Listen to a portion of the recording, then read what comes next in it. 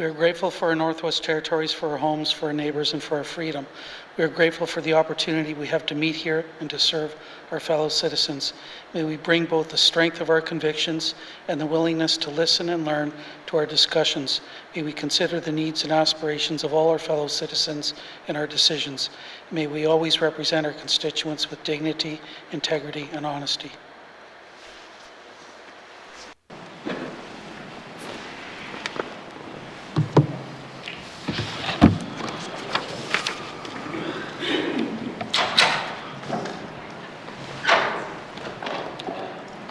Minister statements. Minister statements. Minister responsible for infrastructure. Kuyanini Ikakti, energy is crucial to everyday life in the North. Whether it's turning the lights on, TV, to operating computers or equipment to get work done. Residents and businesses in the Northwest Territories depend on access to reliable and affordable electricity. That is why the Government of the Northwest Territories has made it a priority to increase the use of alternative and renewable energy to help stabilize the cost of power. Akakti, the N.W.T, is making progress on key energy infrastructure projects that will assist us in meeting the needs of the Northwest N.W.T communities, residents, and businesses. To do this, we must continue to invest in the energy infrastructure that we already have to ensure we can continue to provide reliable and affordable electricity. The overhaul of the Snare and Tallston hydro systems are two such projects. In the Northwest Territories Power Corporation, which is a crown corporation of the N.W.T, is taking the lead on these two important projects. Components of the Snare and Tallston generating facilities are approaching or have exceeded their expected lifespan. We need to upgrade these facilities, and we need to do it now. This work will ensure the continued reliability of these systems and avoid unexpected shutdowns that would result in burning diesel power to communities served by the Snare and Tallston instead of using renewable hydroelectricity. The N.W.T has committed to reducing greenhouse gas emissions by 30% below 2005 levels by 2030. Akati, in addition to the Inuvik Wind project, there are three other energy infrastructure projects that the N.W.T is advancing to help meet these commitments identified in the 2030 N.W.T Climate Change Strategic Framework. And the 2030 energy strategy are the Fort Providence-Kakiza transmission line, the N.W.T transmission line, and the Tulso Hydro Expansion Project. Both transmission projects would essentially eliminate the use of diesel for electricity generation in these communities and displace up to 4,000 tons of greenhouse gas emissions per year. The proposed 170-kilometer Fort Providence-Kakiza transmission line project would use surplus hydropower from the Tallston system and $45 million in federal funding, in addition to the $15 million in N.W.T funding, which have been secured to build it. We plan to submit a land use permit application for this project with the Mackenzie Valley Land Water Board this spring. As for the N.W.T transmission line project, the proposed 60-kilometer transmission line will tap into the surplus hydropower from the Snare system in the North Slave. This transmission line would be located almost entirely on Cleacho lands in Cleacho government to support the project. The N.W.T is committed to partnering with the Cleacho government on this project, and a key next step is to develop a technical study that will identify an acceptable transmission line corridor for the project. The N.W.T also continues to work with Indigenous partners on the Tallston Hydro Expansion Project. The proposed project would connect the Tallston system to the Yellowknife Snare and Bluefish hydro system, as well as set the stage for energy corridor providing clean and new existing industrial customers north and south of the Great Slave Lake. The N.W.T signed an MOU with the Ikecho Dene First Nation and the N.W.T Métis Nation, and work is progressing on a preliminary business case for the project and a transmission route options. Mr. Akakti, these projects will help meet the energy needs of our territory by using clean, renewable resources right here in our backyard. As we enter the final 2 years of this 19th Assembly, the N.W.T is committed to advancing energy infrastructure projects in partnership with communities, Indigenous governments, and organizations in a way that maximizes benefits for Northerners. Queen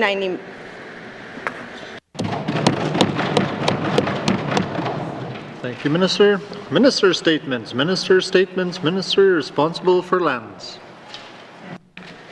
Thank you, Mr. Speaker. Mr. Speaker, building a strong local economy has been a significant focus of this Legislative Assembly.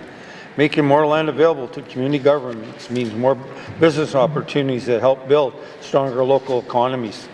This past December, the Department of Lands shared a process guide for transferring land within municipal community boundaries with the Northwest Territories Associations of Communities. This was the essential step in support of this mandate commitment to reduce the municipal funding gap. This guide is also being shared directly with all N.W.T communities. Mr. Speaker, the Department of Lands initiated creating a process guide for the transfer of public land to the City of Yellowknife. That document has now been adopted for use by all communities in the Northwest Territories. As we know, each community's capacity to administer manage land is different. The Department of Lands and the Department of Municipal and Community Affairs will continue to work together to ensure communities are set up for success. Mr. Speaker, the value of land that has been transferred to community governments from 2017 to 2021 is approximately $5.2 million. Under the land pricing policy, the N.W.T transfers selected public land for a nominal fee to community governments. This is done so the maximum benefit of the land value can be realized by the community. The N.W.T understands and respects the importance of land selection when negotiating Aboriginal rights agreements. For this reason, the Department relies on interim land withdrawals and our consultation process to protect land selections and land interests. Mr. Speaker, this process guide will help both community governments who can already accept land transfers, as well as those communities who are hoping to do so in the future. It is a supportive document that explains what is to be expected and outline the process and the timeline. In some cases, there will be an additional work needed before a land transfer can happen, such as ensuring community plans are in place and bylaws are up to date. The Department of Land works with other government N.W.T departments to ensure that parcels of land can be transferred as requested to community government. Mr. Speaker, in closing, we transfer the land for a nominal fee, but the value is certainly not nominal when it comes to reducing the municipal funding gap. The Department of Lands looks forward to working with all community governments so we can better understand their land's needs and interests. Thank you, Mr. Speaker. Thank you, Minister. Minister statements. Minister statements. Member statements. Member statements. Member for Frame Lake. Merci, Monsieur le Président. Since our last sitting, we've received the good news that a Canada N.W.T childcare agreement has been reached, promising $10 a day childcare for parents across the Northwest Territories. Excellent news, but how's it going to actually work? The first big issue is putting money in parents' hands who've continued to pay for childcare since the deal was signed. Ottawa requires that money under the agreement flow to the childcare providers. So how does it move on from there to the parents who pay the childcare invoices? How will this affect the N.W.T's existing funding agreements with providers? Will this create an administrative burden for licensed childcare providers? Another big issue is infrastructure.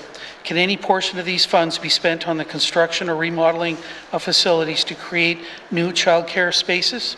This agreement is only as good as the space available for the programming, and we still have many communities without quality childcare. What's the story with this agreement and whether it includes infrastructure funding? Rollout to communities is another area of uncertainty and possibly a source of real inequity. In the larger communities, it may be possible to retool existing spaces, but in smaller communities, surplus or any space may be lacking. How many years will it take to ensure equitable access to childcare across all the communities of the Northwest Territories, and will this new agreement actually help? And finally, the long term. The last Assembly committed in its original mandate to a plan for universal childcare before 2019, then rolled that commitment back halfway through the Assembly term, and I was the only MLA to speak against this rollback. The 2015 feasibility study of universal affordable daycare in the Northwest Territories pegged the cost of universal childcare at that point at $20 million a year. It's not clear whether N.W.T is committed to maintaining the universal and affordable childcare after this 5-year agreement ends. I'll have questions later today for the Minister of Education, Culture and Employment on how we make this a truly good news story. Merci, Mr. Speaker. Thank you. Member for Frame Lake. Member statements. Member statements. Member for Yellowknife North. Thank you, Mr. Speaker. I've now been in this role long enough that I've seen many of my constituents break the cycle of addiction and break the cycle of homelessness. And Mr. Speaker, I cannot thank the work of countless staff in our nonprofits who have helped my constituents along this journey.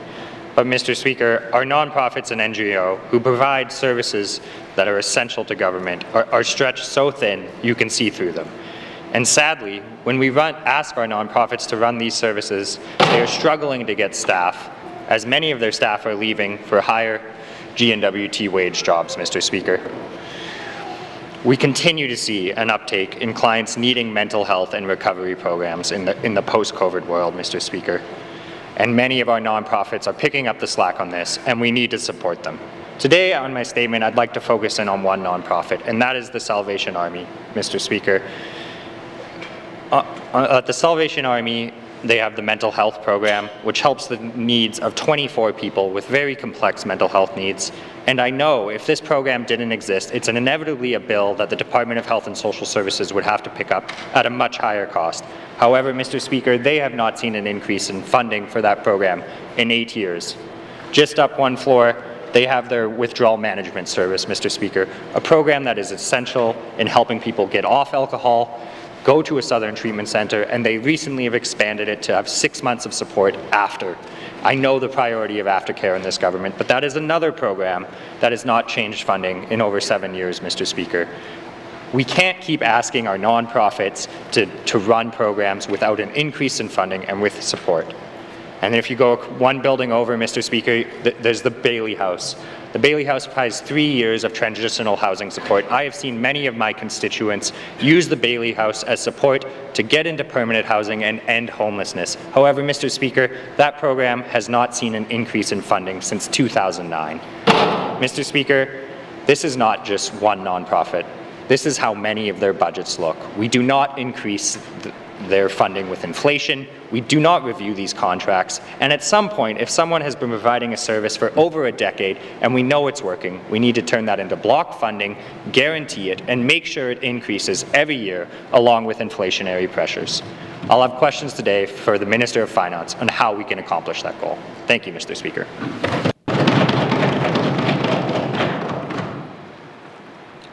Thank you, Member for Yellowknife North. Member statements. Member statements. Member for Inuvik Twin Lakes. Mr. Speaker, tonight I'll be tuning in to watch the Arctic Inspiration Awards. Due to COVID, their event will be held virtually again. Mr. Speaker, for those who do not know what the Arctic Inspiration Award, if you look to their website, it says the AIP is the largest annual prize in Canada by celebrating and providing seed funding to northern teams with innovative projects. The AIP supports Northerners in bringing initiatives to life that bring about the changes they want to see in their communities.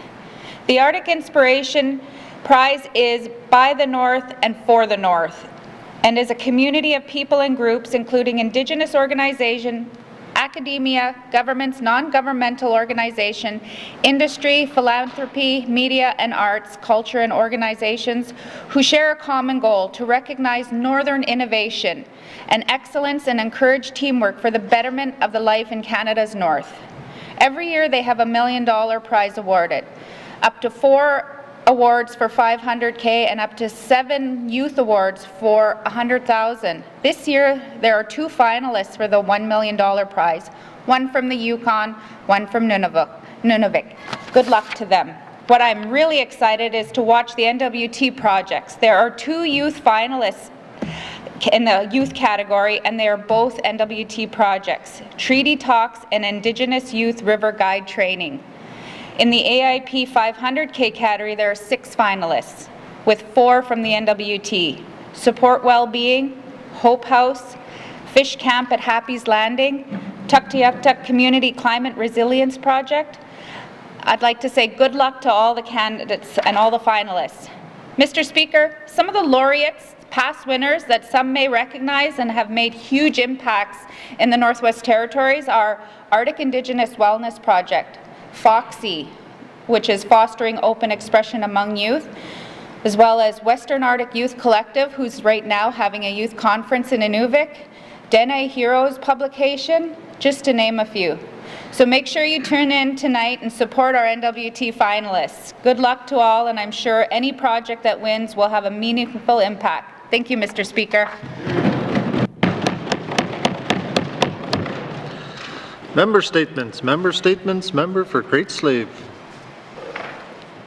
Thank you, Mr. Speaker. Mr. Speaker, today I rise to acknowledge outstanding Youth Ambassador Sarah Morris, who proudly represents Raising the Roof. Raising the Roof is a nonprofit whose vision is that all Canadians have access to a safe, stable home and the supports they need to achieve their potential, a goal that clearly lines up with the priorities of this Assembly. In this job, where I hear of extreme need and so many desperate stories, Sarah gives me hope. She shows me that youth care and want to make their communities better. Sarah's passion is to improve the situation for people experiencing homelessness, and in particular youth. As previously mentioned in this House, in 2018, there were 142 homeless youth under the age of 24 in Yellowknife, mostly Indigenous. Sarah's Support Team N.W.T campaign has raised $4,500 from sales of masks and toques to support home-based Yellowknife. These funds are being used to pay down their operating deficit at their youth centre, as there is no funding for that program. With nearly 300 items sold, Sarah now has St. Pat's involved in a fundraiser for home base until March 11th. For every toque sold, $5 will be going to provide emergency shelter for youth and programs for kids who find themselves with no place to stay at night. Sarah has learned that there are many stereotypes about the homeless, both about them as people and about how they got there. Sarah has pushed herself to become more engaged about what is happening in her community and how she can make a difference. Sarah is a full-time high school student and advocates for youth in her spare time. She has found the opportunities in the North and through Raising the Roof mind-blowing. Sarah knows there is so much more to be done, but hopes that her dedication can speed things up. Sarah realizes she has a chance to make a change, and she is not passing it up. Sarah has always wanted to help, and her mother has been an excellent role model working at the YWCA for years. As a result, Sarah spent a lot of time at Rockhill, and when it burnt, she was very sad at the loss of the productive, safe community space it was. As she gets older, she often thinks of the people from Rockhill and worries about where they're living and if they're safe. I'm so grateful for youth like Sarah. Their big hearts and drive for change is what we need to make our territory prosperous and provide opportunity for everyone. Find out more about Raising the Roof at www.raisingtheroof.org. Thank you, Mr. Speaker. Thank you, member for Great Slave. Member statements, member for Mumfui. Thank you, Mr. Speaker. Mr. Speaker, today my member statement is on growth in public services. In 2000, a year after N.W.T and Nunavut split, the N.W.T had a population of 40,500 people and had a total of 3,548 people in the public service, or approximately 1 in 12 people work for the government of the Northwest Territories. 22 years later, there is 45,500 people living in the Northwest Territories and approximately 6,249 people in the public service, or approximately 1 in 7 people work for the government of the Northwest Territories. Over the past 22 years, territorial population has increased by only 12%, but we have added 2,701 people to the public service, which is 76% increase.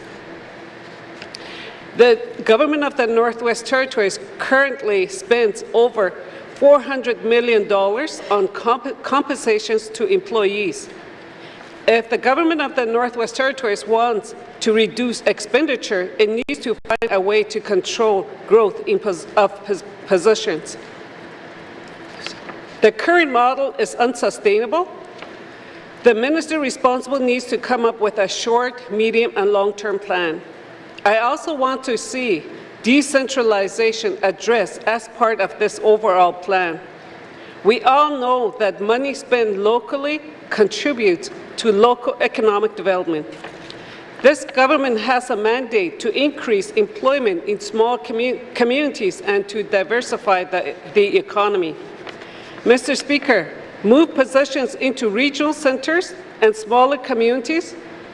This will stimulate growth across the territories. The government of the Northwest Territories is the largest employer in the Northwest Territories. Housing is the main problem standing in the way of decentralization. So, Mr. Speaker, this is another reason why the government of the Northwest Territories need to address housing stock across small communities. I will have questions for the Minister of Finance later on. Thank you. Thank you, Member for Mumfui. Member statements. Member statements. Member for Thabacha.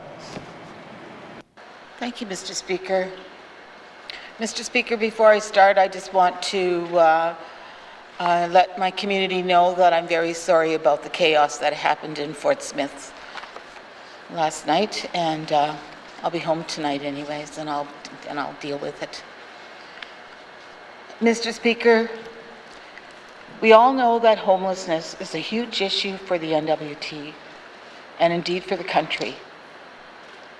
I mentioned the other day how Fort Smith has 212 people on the housing waiting list who are in line for public housing. Again, some people on that list have been waiting in line for housing for several years with seemingly no end in sight. That is a major problem, and some people fear they will never get to the front of the line to alleviate their housing problems. In fact, I know some people who have given up waiting on that list altogether, and they either moved out of the community or found other housing situations. Mr. Speaker, to make matters worse here, there is currently no men's homeless shelter in operation in Fort Smith. There used to be one open before the pandemic, but it closed due to social distancing concerns and has not had the funds to reopen. I sent the Minister of Housing an email on this issue on January the 10th, 2022. And while her staff did acknowledge receipt of that email, I did not receive a formal follow-up about funding for the men's homeless shelter in Fort Smith. Moreover, Mr. Speaker, Chief Patra of Salt River First Nation sent a letter to the Housing Minister on January the 21st, 2022, outlining a brand new housing proposal to build multi-tiny homes in Fort Smith and seeking funds to get it underway. I was copied on that email, and I responded right away to voice my strong support for that initiative to the Minister. Once again, the Minister's staff acknowledged receipt of the letter, but never provided any follow-up. It's now been 6 weeks since the letter was sent. Mr. Speaker, yesterday at question period during an exchange with my colleague from Cam Lake, the Minister emphasized the need for the fairness and consistency when delivering housing in all communities. I agree with that statement. I seek unanimous consent to conclude my statement. Thank you, Member for Thabacha. The member seeking unanimous consent to conclude her statement. Are there any nays? There are no nays. You may conclude your statement. However, I'm not seeing the sentiment of fairness right now that the minister speaks of in terms of homeless funding across the communities. In January, right before MLAs were going over the main estimates for housing, that morning received a document from Sprucebot for more funding, and the Cabinet was quick to provide support. It seems in general the N.W.T. Housing Corporation, along with the Finance Department, are quick to provide funding to homeless initiatives in the capital, but they seem to lack any desire to fund outside-the-box initiatives elsewhere. It's almost like if the idea didn't come from them or their team, then it's not considered a valid or considerable cause. That is not acceptable. Mr. Speaker, I don't take issue with funding homeless initiatives in the capital. What I take issue with is the uneven consideration of homeless initiatives across the board. I know there is still time during this session to negotiate homeless initiatives in the N.W.T, and I will use that time wisely. I have questions for the Minister of Housing at the appropriate time. Thank you, Mr. Speaker. Thank you, Member for Thabacha. Member statements. Member statements. Member for Kamlik. Thank you very much, Mr. Speaker. Sorry. Mr. Speaker, I have come into this House as a member for Cam Lake, and I have watched us creep up against our debt borrowing limit.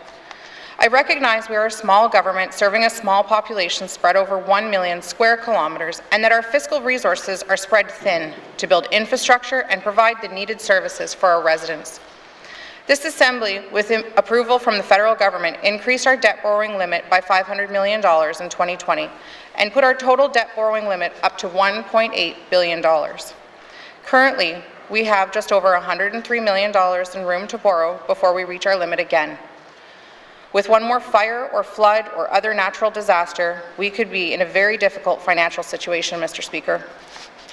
Mr. Speaker, we have the largest territorial borrowing limit of all of the territories. And unfortunately, when compared to our neighbours, our economy is heading in the wrong direction. Over 2019-20, while the N.W.T. economy shrank by 10.9%, the Yukon and Nunavut grew by 5.2% and 2.6% respectively. Our neighbours are experiencing growth in their economy through mining, quarrying, and oil and gas extraction. We are a government that is made possible by federal transfers.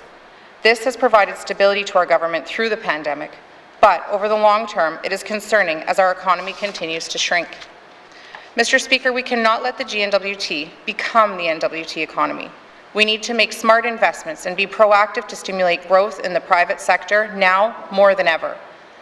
Mr. Speaker, our fiscal responsibility policy is supposed to ensure long-term fiscal sustainability. And while we are in compliance with this policy, I'm concerned whether we are truly headed in a fiscally sustainable position.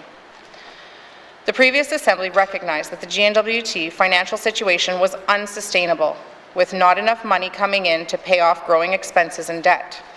And since then, we have only increased our debt, Mr. Speaker. We entered this Assembly to find that there was not a lot left over for the priorities of the people we each serve.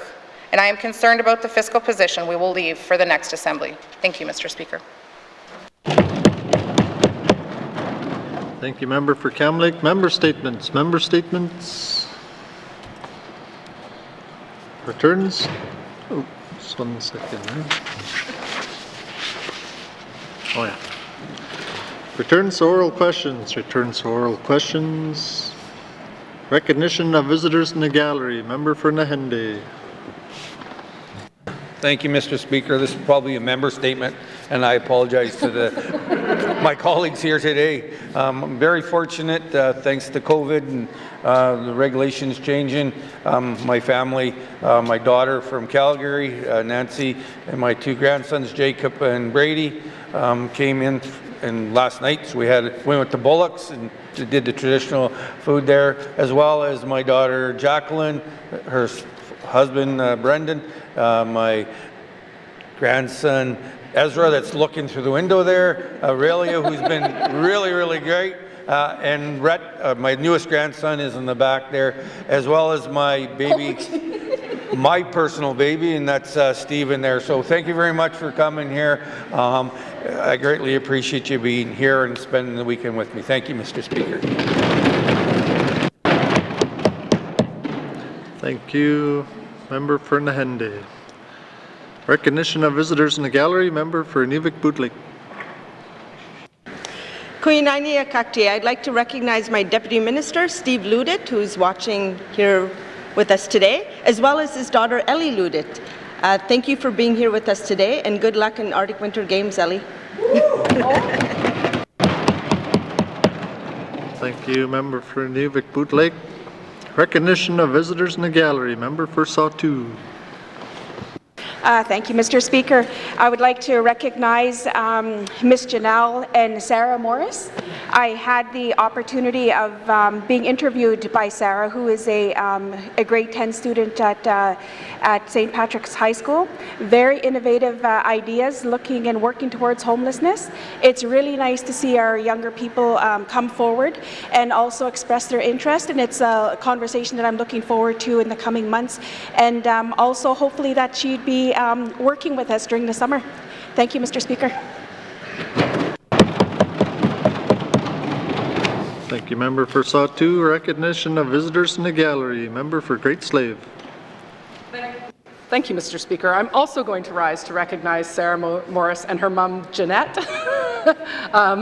So I just wanted to say thank you to both of them for their hard work. As I mentioned in my statement, Jeanette has done a lot of work with the YWCA over the years, and it's clear that that work has led to her daughter carrying on that for our community. So I'm very grateful to have them here and grateful for the work both of them have done. Thank you. Thank you, Member for Great Slave. Recognition of visitors in the gallery. Member for Yellowknife South. Thank you, Mr. Speaker. I thought the Minister of Infrastructure would leave me one of my constituents, but no, I have the pleasure of noticing that Ellie and Steve Lutit, who are Yellowknife South residents, are here in the House. Thank you, Mr. Speaker. Thank you, Member for Yellowknife South. Recognition of visitors in the gallery. Member for Kamloops. Mr. Speaker, my apologies, everyone. I added my name to the list before seeing everybody else already recognize them. I'd like to recognize both Ellie Ludit and Sarah Morris, who I've had the pleasure of knowing for most of their lives. I think that our youth have a very powerful voice both in this House and in our community, so it's great to see youth participating here today. Thank you. Thank you, Member for Kamloops. Recognition of visitors in the gallery. Welcome, everyone. If we have missed anyone in the gallery today, welcome to the chamber, and I hope you enjoy the proceedings. It's always nice to have an audience here, and especially family and friends of our members. Merci.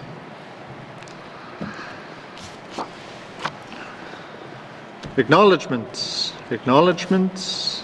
Oral questions. Oral questions. Member for Frame Lake. Merci, Monsieur le Président. My questions are for the Minister of Education, Culture and Employment regarding the new Canada N.W.T childcare agreement. Since the agreement was signed in December, the clock is ticking on getting this money into parents' hands through the providers, as I understand. How is the Minister going to flow this money now without creating a large burden on the licensed childcare providers? Merci, Mr. Speaker. Thank you, Member for Frame Lake. Minister responsible for Education, Culture and Employment. Thank you, Mr. Speaker. So the early learning and childcare system in the territory is less a system and more a group of partnerships, people working together.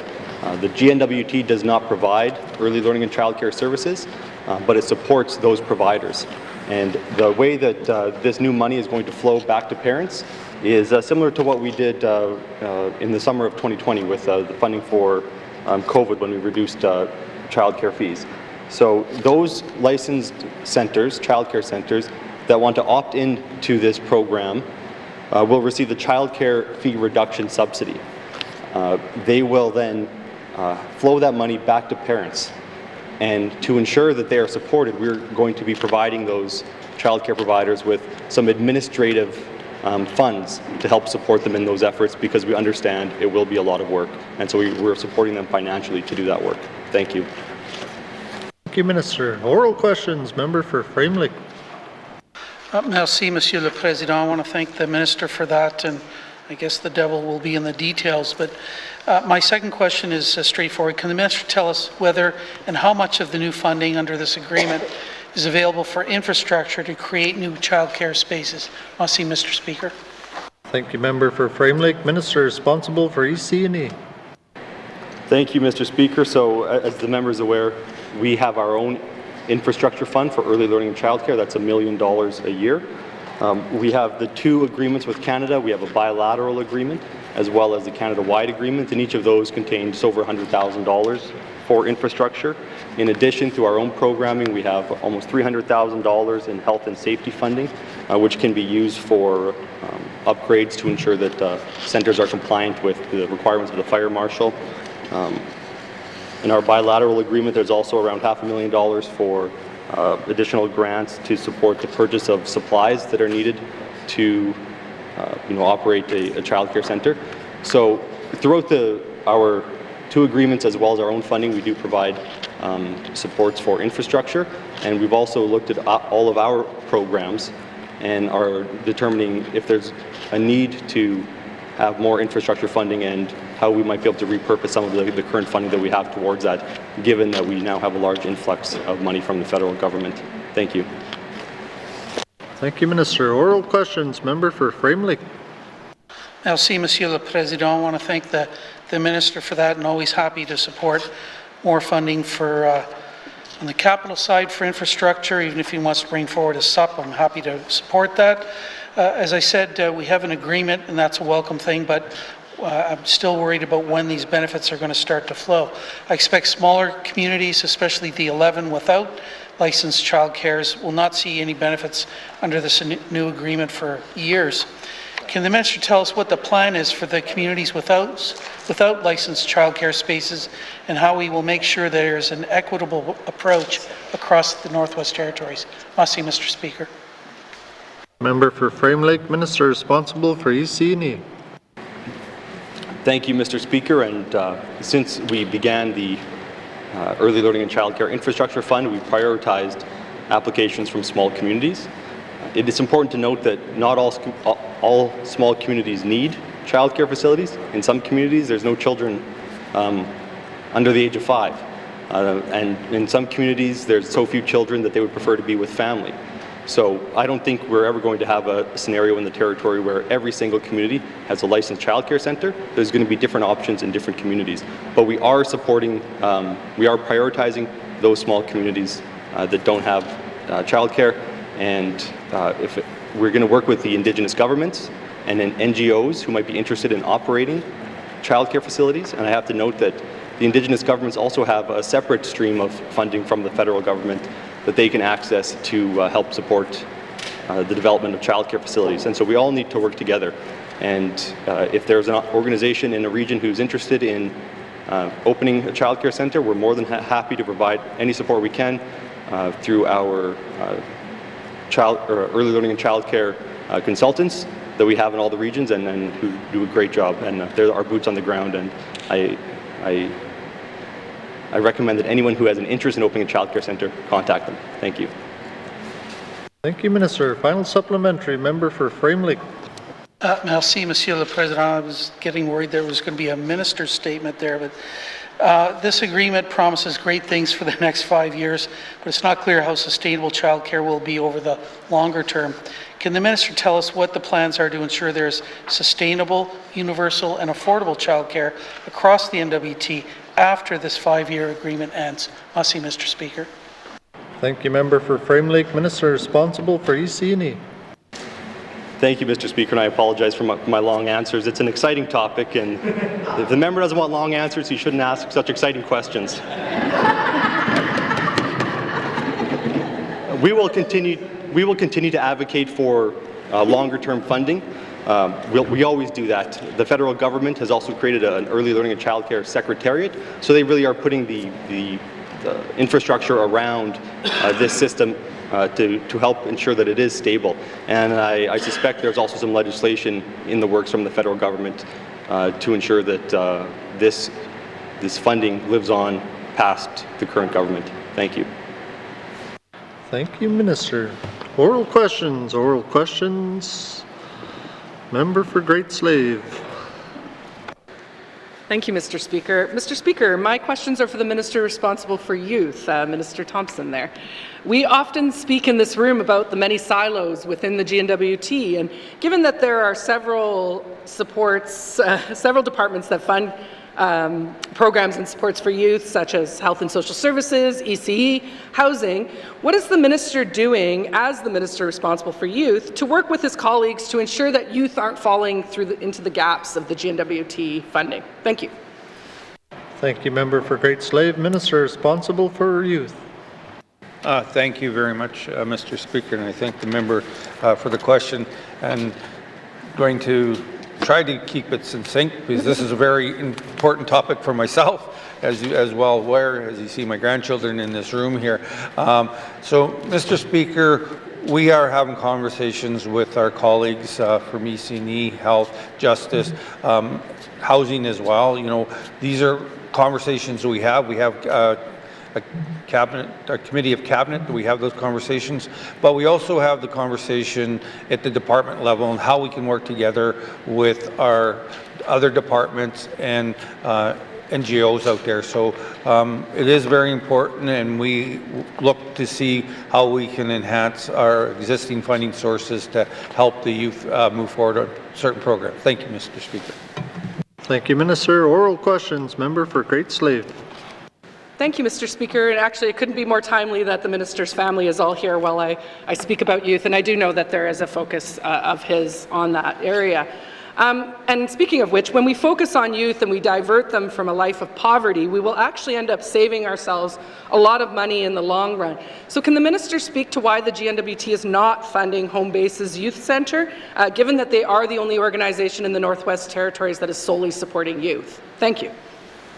Thank you, Member for Great Slave. Minister responsible for youth. Thank you.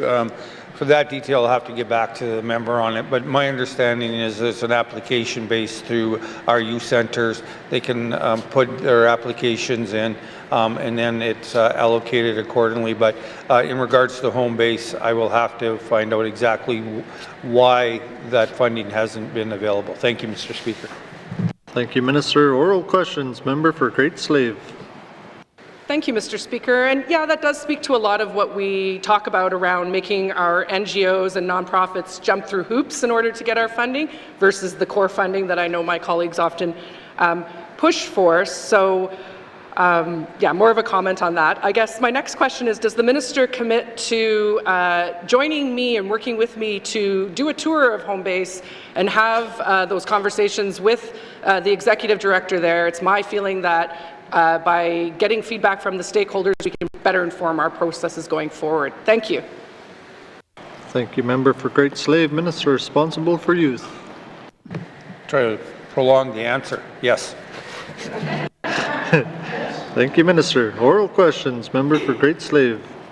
Thank you, Mr. Speaker. I should have asked a different question then if I was going to get a nice short yes. I will hope to see the Minister supporting increased funding for our NGO Stabilization Fund that regular members would like to see. My last question is, given the size of the Minister's family, does he commit to buying them all toques from Raise the Roof in order to help them support their fundraising? Thank you. Thank you, Member for Great Slave. Minister responsible for youth. The entire family, I would be poor. I'd have to run for election next year, but I'm more than willing to sit down and talk to the member and see if I can find toques for the 5 grandchildren that are here with me today. Thank you, Mr. Speaker. Thank you, Minister. Oral questions. Oral questions. Member for Thabacha. Mr. Speaker, can the Minister of Housing tell us if she received and has reviewed the letter from the Salt River First Nation dated January the 21st, 2022 regarding money for the homelessness tiny homes pilot project in Fort Smith? Thank you, Mr. Speaker. Thank you, Member for Thabacha. Minister responsible for the Northwest Territories Housing Corporation. Thank you, Mr. Speaker, and thank you to the member. The letter was received, but the details in the letter had specifically only wanted to work with the members of Salt River. The Housing Corporation funds funding and projects for everybody in the Northwest Territories. So we brought that back, and we are working with the details that are provided within that letter. In 2018-2019, we did provide funding to Salt River as well too of $800,000. In the past year, we have also provided negotiated contracts as well with the Indigenous groups in the members' riding as well, and really emphasizing on training and apprenticeships, and also trying to keep the money for these builds local, and for an opportunity for local business to that we would be able to work and invest with them as well. Thank you, Mr. Speaker. Thank you, Minister. Oral questions. Member for Thabacha. Thank you, Mr. Speaker. I really would appreciate clarity on my answers. I get confused by the answers. Can the minister explain why she has not yet responded to me or to the Salt River First Nation about the tiny home pilot project they are proposing? Thank you, Mr. Speaker. Thank you, Member for Thabacha. Minister responsible for housing. Mr. Speaker, I was trying to provide further information on the investment that we have had in Fort Smith, and looking at the letter that we did receive, the funding and the proposal was for membership. The Housing Corporation provides funding for everybody throughout the Northwest Territories. We don't categorize what our programs would be delivering and the people that we would be serving. We need to include everybody within that proposal, but we're taking it back, we're looking at it and seeing what we could come up with to work with the Salt River First Nation. Thank you, Mr. Speaker. Thank you, Minister. Oral questions. Member for Thabacha. Mr. Speaker, can the minister tell us if she supports the pilot project idea to build tiny homes that will be a solution to homelessness in Fort Smith with the Salt River First Nation? Thank you, Mr. Speaker. Thank you, Member for Thabacha. Minister responsible for housing.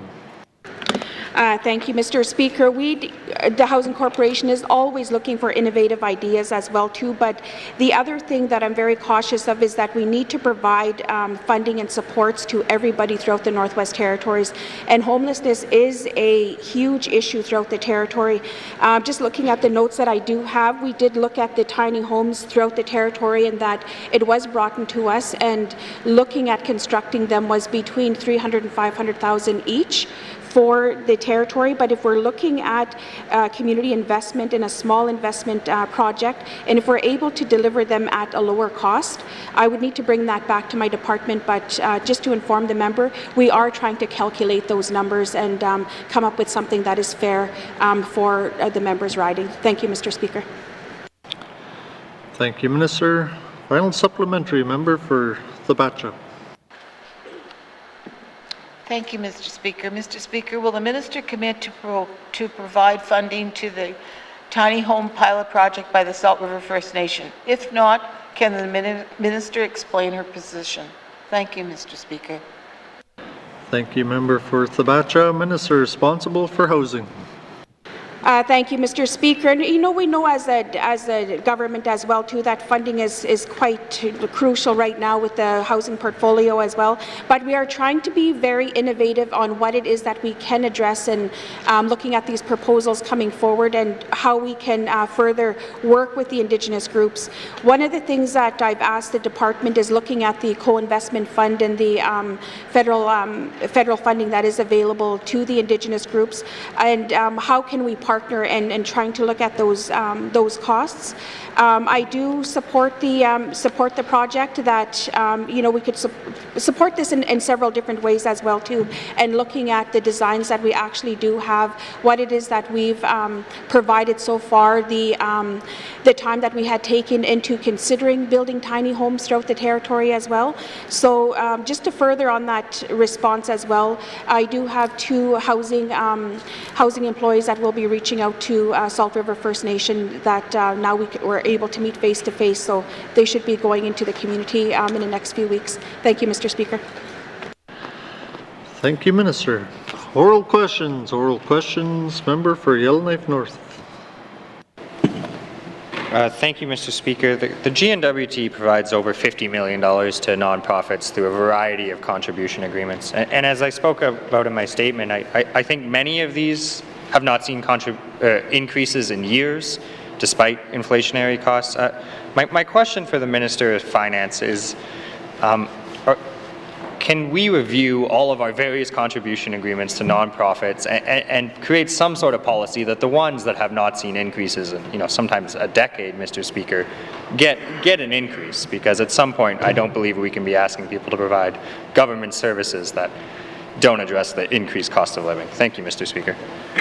Thank you, member for Yellowknife North. Minister responsible for Finance.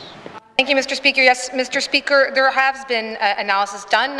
The Department of Finance is involved in doing exactly that, in analyzing where the funding goes. Mr. Speaker, the $50 million sum includes not only nonprofits, that includes education bodies and Indigenous governments, First Nations in the Northwest Territories as well. So there certainly has been a lot of analysis. In terms of providing increases, it is possible for a department to decide to include an increase on a contribution agreement. It would be department by department, may well depend on the type of service that's being provided, and is always subject, of course, to having the departmental budget approved here in the House. So in no case would be able to have an absolute blanket, just as there's no guarantee for any one department or any one minister that whatever proposal we might have for a budget gets agreed to by the members of this Assembly. But in short, Mr. Speaker, those tools do exist. The solution may well be to make sure that they are better used and better understood. Thank you, Mr. Speaker. Thank you, Minister. Oral questions. Member for Yellowknife North. Thank you, Mr. Speaker, and I appreciate that the department is looking at this. It's obviously quite a complex array of programs across quite a complex number of departments. One of the things I would also wonder if the department could look into is changing some of these contribution agreements into multi-year block funding, perhaps reducing some of the reporting requirements. I brought up the example of the Bailey House, which has been in operation for decades, has not seen an increase since 2009. I really just don't think at this point we should be considering the fact that this is going to go out for tender or it's not going to continue to operate. I really think there's many examples of long-standing programs that could see 5-10-year contribution agreements and give them the security that they can plan for the long term. Is multi-year funding something we can evaluate when reviewing all of this money? Thank you, Mr. Speaker. Thank you, member for Yellowknife North. Minister responsible for Finance. Thank you, Mr. Speaker. Mr. Speaker, the idea of multi-year funding comes up year over year in budget dialogues as well, so I certainly want to acknowledge that the NGO sector, nonprofit sector, have also been good advocates for themselves. That is part of the reason the Department of Finance has been analyzing those third-party agreements.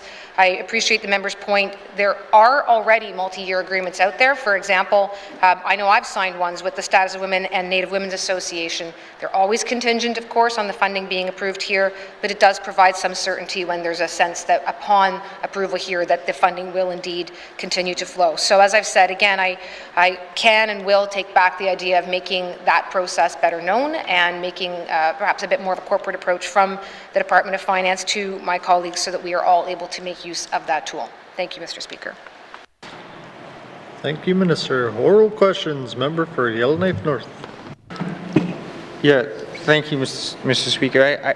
I think what I would like to see out of this is some sort of policy emerge, and in that policy, kind of a mechanism to include inflation, and perhaps it's not true inflation. We probably don't have the money for that, but to make sure that it's flagged when a contribution agreement has been in place for years and has never seen any increase, that the applicable department makes sure they come forward and gets approval through forced growth or some mechanism.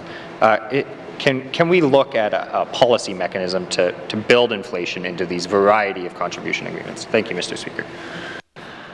Thank you, member for Yellowknife North. Minister responsible for Finance. Thank you, Mr. Speaker. Mr. Speaker, this is consensus government, and of course the members over on this side don't have a majority, so this is exactly the right time to be having this conversation. It may well be that in the course of the next week or 2 weeks sittings that we are at a point where we can have some discussion about how to better structure the budgets that are associated to third-party agreements. I appreciate the flexibility that CPI might not be the best tag, that inflation might not be the best tag. It's rather variable at the moment, but there certainly are other ways that we can look at more incremental increases, particularly for those contribution agreements that involve government services. So again, as I've been saying all the way along, this work's already underway, and I'm taking the point that we might need to move that along a little faster. Thank you, Mr. Speaker.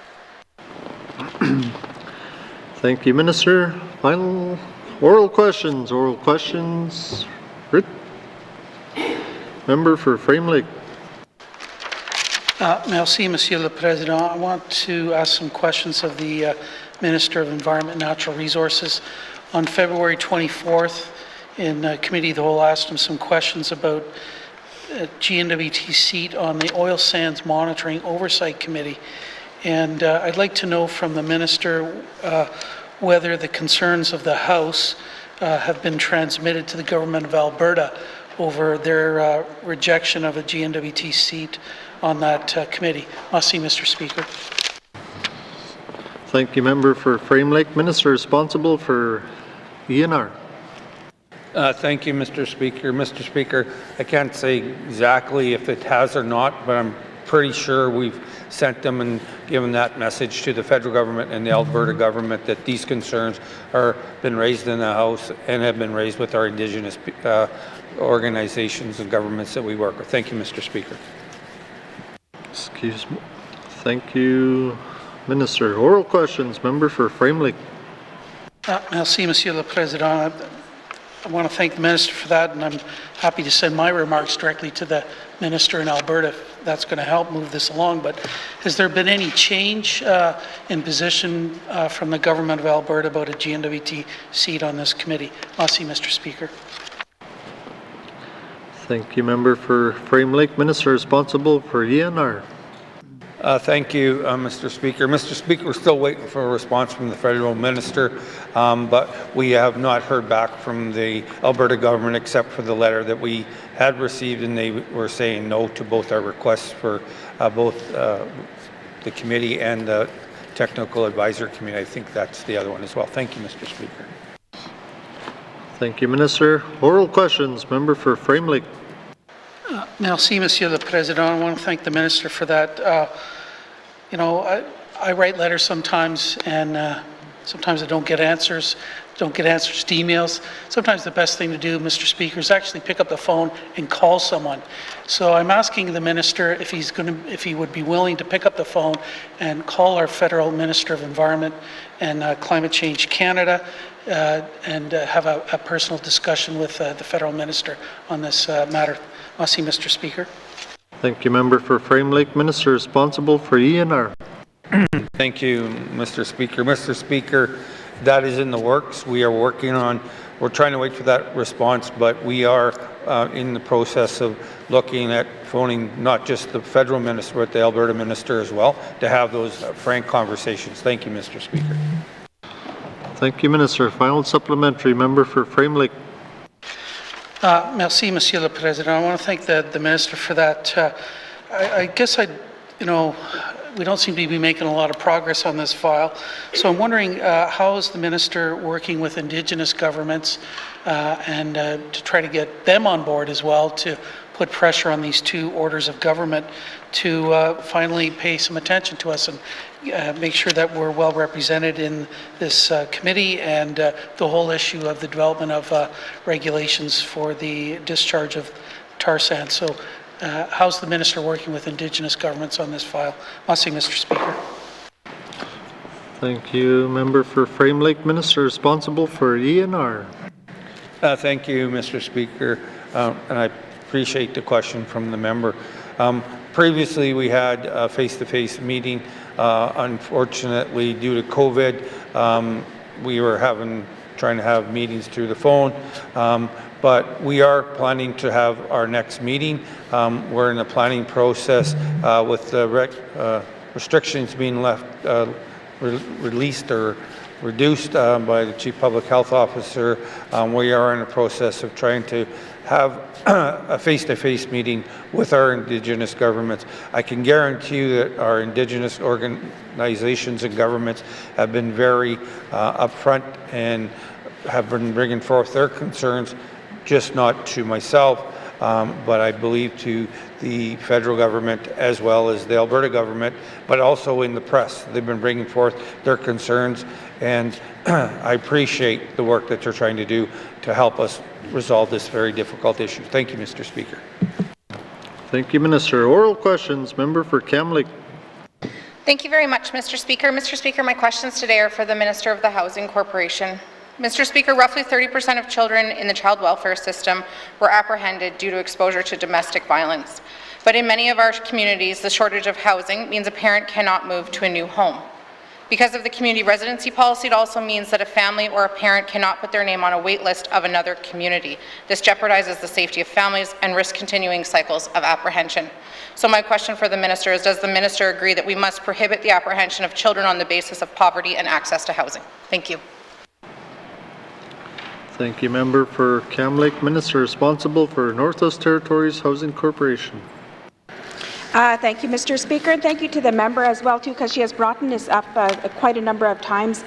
And looking at what we do have, the low-income housing program throughout the Northwest Territories, and looking at, the apprehension of children as well, and looking at the movement and, domestic violence, and, how are we going to be working with the individuals. I have to work in conjunction with my colleague for the Minister of Health as well, too, to address these concerns. But also, Mr. Speaker, we have a limited amount of housing units at the ground level, and I'm not wanting to create or look at what it is that we can, how we can house people at the ground level. I'm trying to work with the department and changing and acknowledging those barriers that we currently do have. We do have a massive policy review that is going to be coming into effect in the next few months, and hopefully we're able to really look at those documents and being able to pass that in the lifetime of this government. Those policies will be reviewed as well by the Indigenous groups as well. So, and there's a number of issues that is brought up at that table that is concerning housing as well. But I want to make it very clear that when it comes to domestic violence, that I'm not looking at trying to create more barriers when we're looking at families fleeing from other communities and wanting to be moved into another community. We've got to also think about the wait lists that are there too, and those circumstances in each of those communities, they vary in every one of them. But we do have a limited amount of housing units, and we do have a significant wait list. I am working with the federal government to address the significant housing need and crisis that we do have in the Northwest Territories. Thank you, Mr. Speaker. Thank you, Minister. Oral questions. Member for Kamloops. Thank you very much, Mr. Speaker. Mr. Speaker, my question was, does the Minister agree that we must prohibit the apprehension of children on the basis of poverty and access to housing? Thank you. Thank you, Member for Kamloops. Minister responsible for housing. Thank you, Mr. Speaker. And I don't agree with that as well, but I don't see where that is, where we can highlight that within the way that we look at our public housing wait lists and the way that we look at our applications coming forward. I haven't heard of any concerns like that as of today, but I would like to work with the member should she have a constituent that may be needing that addressed in what specific community that she's speaking of. Thank you, Mr. Speaker. Thank you, Minister. Just like to remind members to please take your time here. Our interpreters are having difficulty keeping up, so keep that in mind. Member for Kamloops. My apologies, Mr. Speaker, and my apologies to the interpreters. I do speed up when I get excited. Mr. Speaker, I am bothered by the Minister's response of not agreeing with that one. And later this session, Social Development hopes to table a response that shows our Social Development's feelings on that one. But I guess my next question then for the Minister is, does the Minister agree, as the Minister responsible for the Housing Corporation, that Indigenous people must have access to safe housing? Thank you. Thank you, Member for Kamloops. Minister responsible for housing. Thank you, Mr. Speaker. Absolutely. We are going through a whole renewal strategy within the corporation. We are reviewing all of our policies. I take into deep consideration that, we are moving into a social programming department. We are not just only looking at housing people throughout the Northwest Territories. We have a number of issues why people are underhoused, why are they overcrowded, people returning back to communities. We don't have domestic violence programming in each of our communities. We have a lot of people moving around. We've got students that are in and out of the communities. We have incarcerated people that are wanting to come back to their communities as well. And within the corporation, we are working very hard and very strategically on trying to address all of those issues. I hear the member as well too when we're looking at women and children as well. And I don't believe that any applicant should be penalized whether their children are being apprehended and they're not living with the parent at that time. I think this is a change that we are making within the corporation. We are moving into social programming, and it's more than just providing housing. And yes, I do support the Indigenous housing in the communities. Majority of our clients are Indigenous. Thank you, Mr. Speaker. Thank you, Minister. Final supplementary, Member for Kamloops. Thank you very much, Mr. Speaker.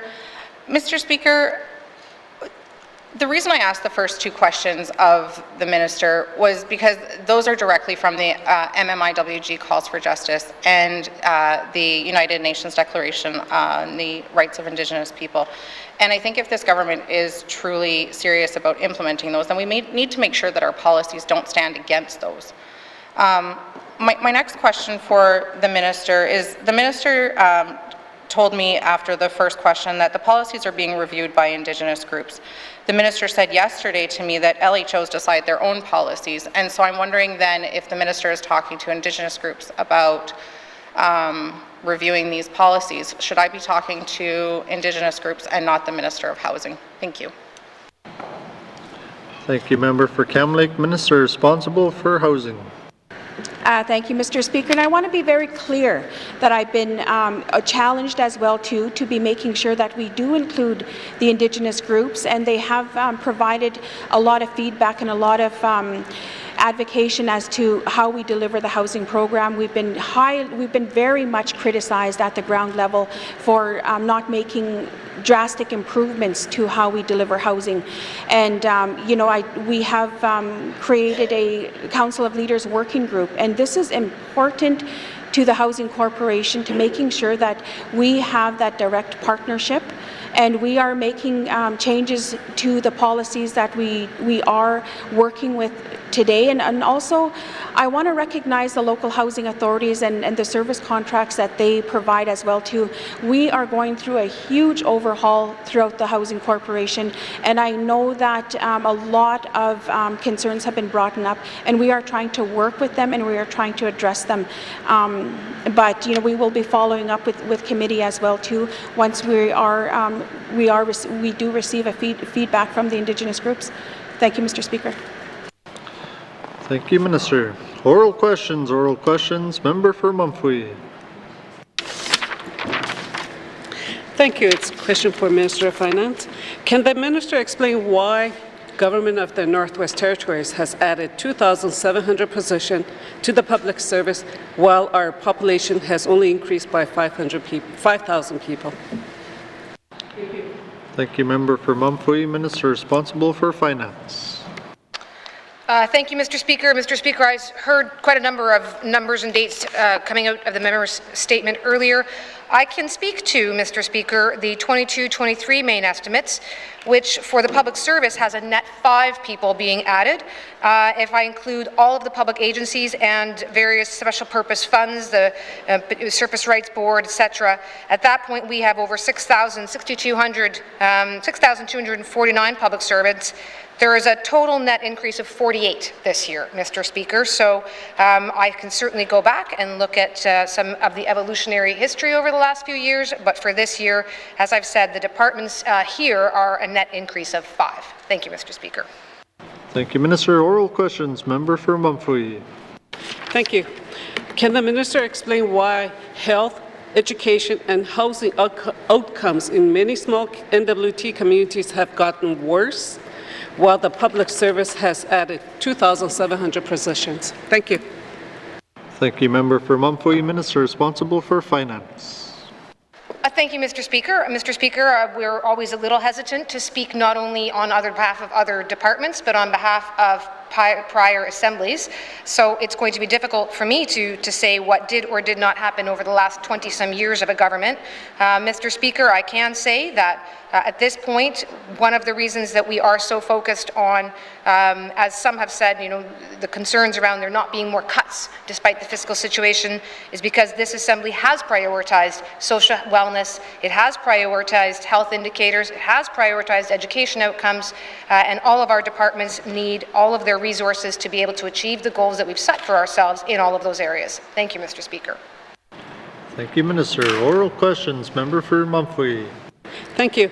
Can the minister tell us where the 2,700 positions are located and which department they work for? Thank you. Thank you, Member for Mumfwee. Minister responsible for Finance.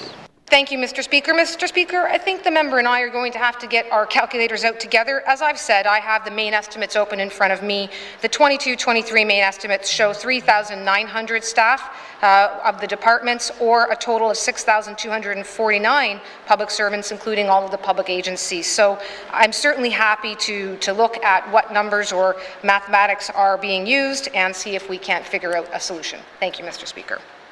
Thank you, Minister. Final supplementary. Member for Mumfwee. Thank you for the answer. Yes, I'm looking forward to the meetings then. The minister often speaks about our difficult financial positions. And this is what I'm going to use again. 2,700 positions from that time when that Nunavut and N.W.T split. 2,700 positions must cost N.W.T a lot of money each year. So does the minister have a plan to control position growth? Thank you. Thank you, Member for Mumfwee. Minister responsible for Finance. Thank you, Mr. Speaker. Mr. Speaker, one thing that we have that I've overseen in the last couple of years, and I'm very much looking forward to seeing the conclusion of, is a human resources plan that is N.W.T wide. It might come as a surprise to some, as it did to me, that the N.W.T did not have a N.W.T government-wide human resources plan, but work is well underway to, in fact, do exactly that. That allows some corporate planning so that we are best achieving the goals of the assemblies as they come forward, but doing so in a way that allows for leadership development, effective recruitment and retention, career pathing, succession planning, and in that sense, Mr. Speaker, we are adding positions where we need them, adding them in a responsible way, and ensuring that we do that to the best use of the people of the Northwest Territories who are being recruited in, trained in, and then able to deliver as public servants. Thank you, Mr. Speaker. Thank you, Minister. Oral questions. Member for Decho. Merci, Mr. Speaker. One of the members mentioned the carnival yesterday, and that usually triggers an event within all of us, and everybody gets excited about it. I think the member got so excited he left yesterday, so I'm just using that as an example there for. And I've heard about carnivals yesterday and today another event, the Arctic Winter Games, and that triggers a lot of excitement for many of the young people, and especially, well, all ages, in fact, about sports in the Northwest Territories, and getting together of all the different territories and regions to compete, whether it be, there's dog racing, skiing, probably curling, but many for the small communities could be like snowshoeing and a lot of traditional games and stuff like this. I'm wondering if the minister could provide an explanation or the path forward regarding the Arctic Winter Games, since we haven't had it for a while, to the House. Merci. Thank you, Member for Mumfwee. Minister responsible for Municipal and Community Affairs. Thank you. The member is right. Games were cancelled. last year because of COVID, but my understanding is the games are going to Fort McMurray, and the games will be in January of next year. Thank you, Mr. Speaker. Thank you, Minister. Sorry about that, member for Decho. I was riding down Mumphrey, so member for Decho. Must see, Mr. Speaker, and must see to the minister. So I think last year it was cancelled for the White Horse one. Did White Horse get written off, or what was the deal here to move to Fort McMurray? Must see. Thank you, member for Decho. Minister responsible for MACA. Thank you, Mr. Speaker. Nobody gets written off. There's a process. So the International Committee, they decided that for whatever reason it's going to be at Fort McMurray, but I think it was that's what the cycle was, who was supposed to be up. But there is a cycle, and it's I believe, Yukon, Northern Alberta, Nunavut, the N.W.T, and Greenland were part of it. We had Russia on there, but that has been changed. They have now been removed from the cycle presently. Thank you, Mr. Speaker. Thank you, Minister. Oral questions, member for Decho. Let's see, Mr. Speaker. The minister answered one of my last question, which I was leading up to, was the elimination of the Russian delegation. I'm wondering if the minister can direct his staff, because there's a big lull in our small communities, and there's not enough expertise, I should say, in the small communities related to sports training. And perhaps maybe we need to put more funding towards sports training so we get better representative and at the elite level anyways for our Arctic Winter Games participants, and whether we can be proactive and start the training in all the areas of sports, especially to help the small communities too, but to include everyone, must see. Thank you, member for Decho. Minister responsible for MACA. Thank you, Mr. Speaker. Mr. Speaker, as for the responsibility to get our athletes prepared, that's the coaches at the local level. We do have funding programs there. There's been some challenges with the teams, and you've seen it in the press.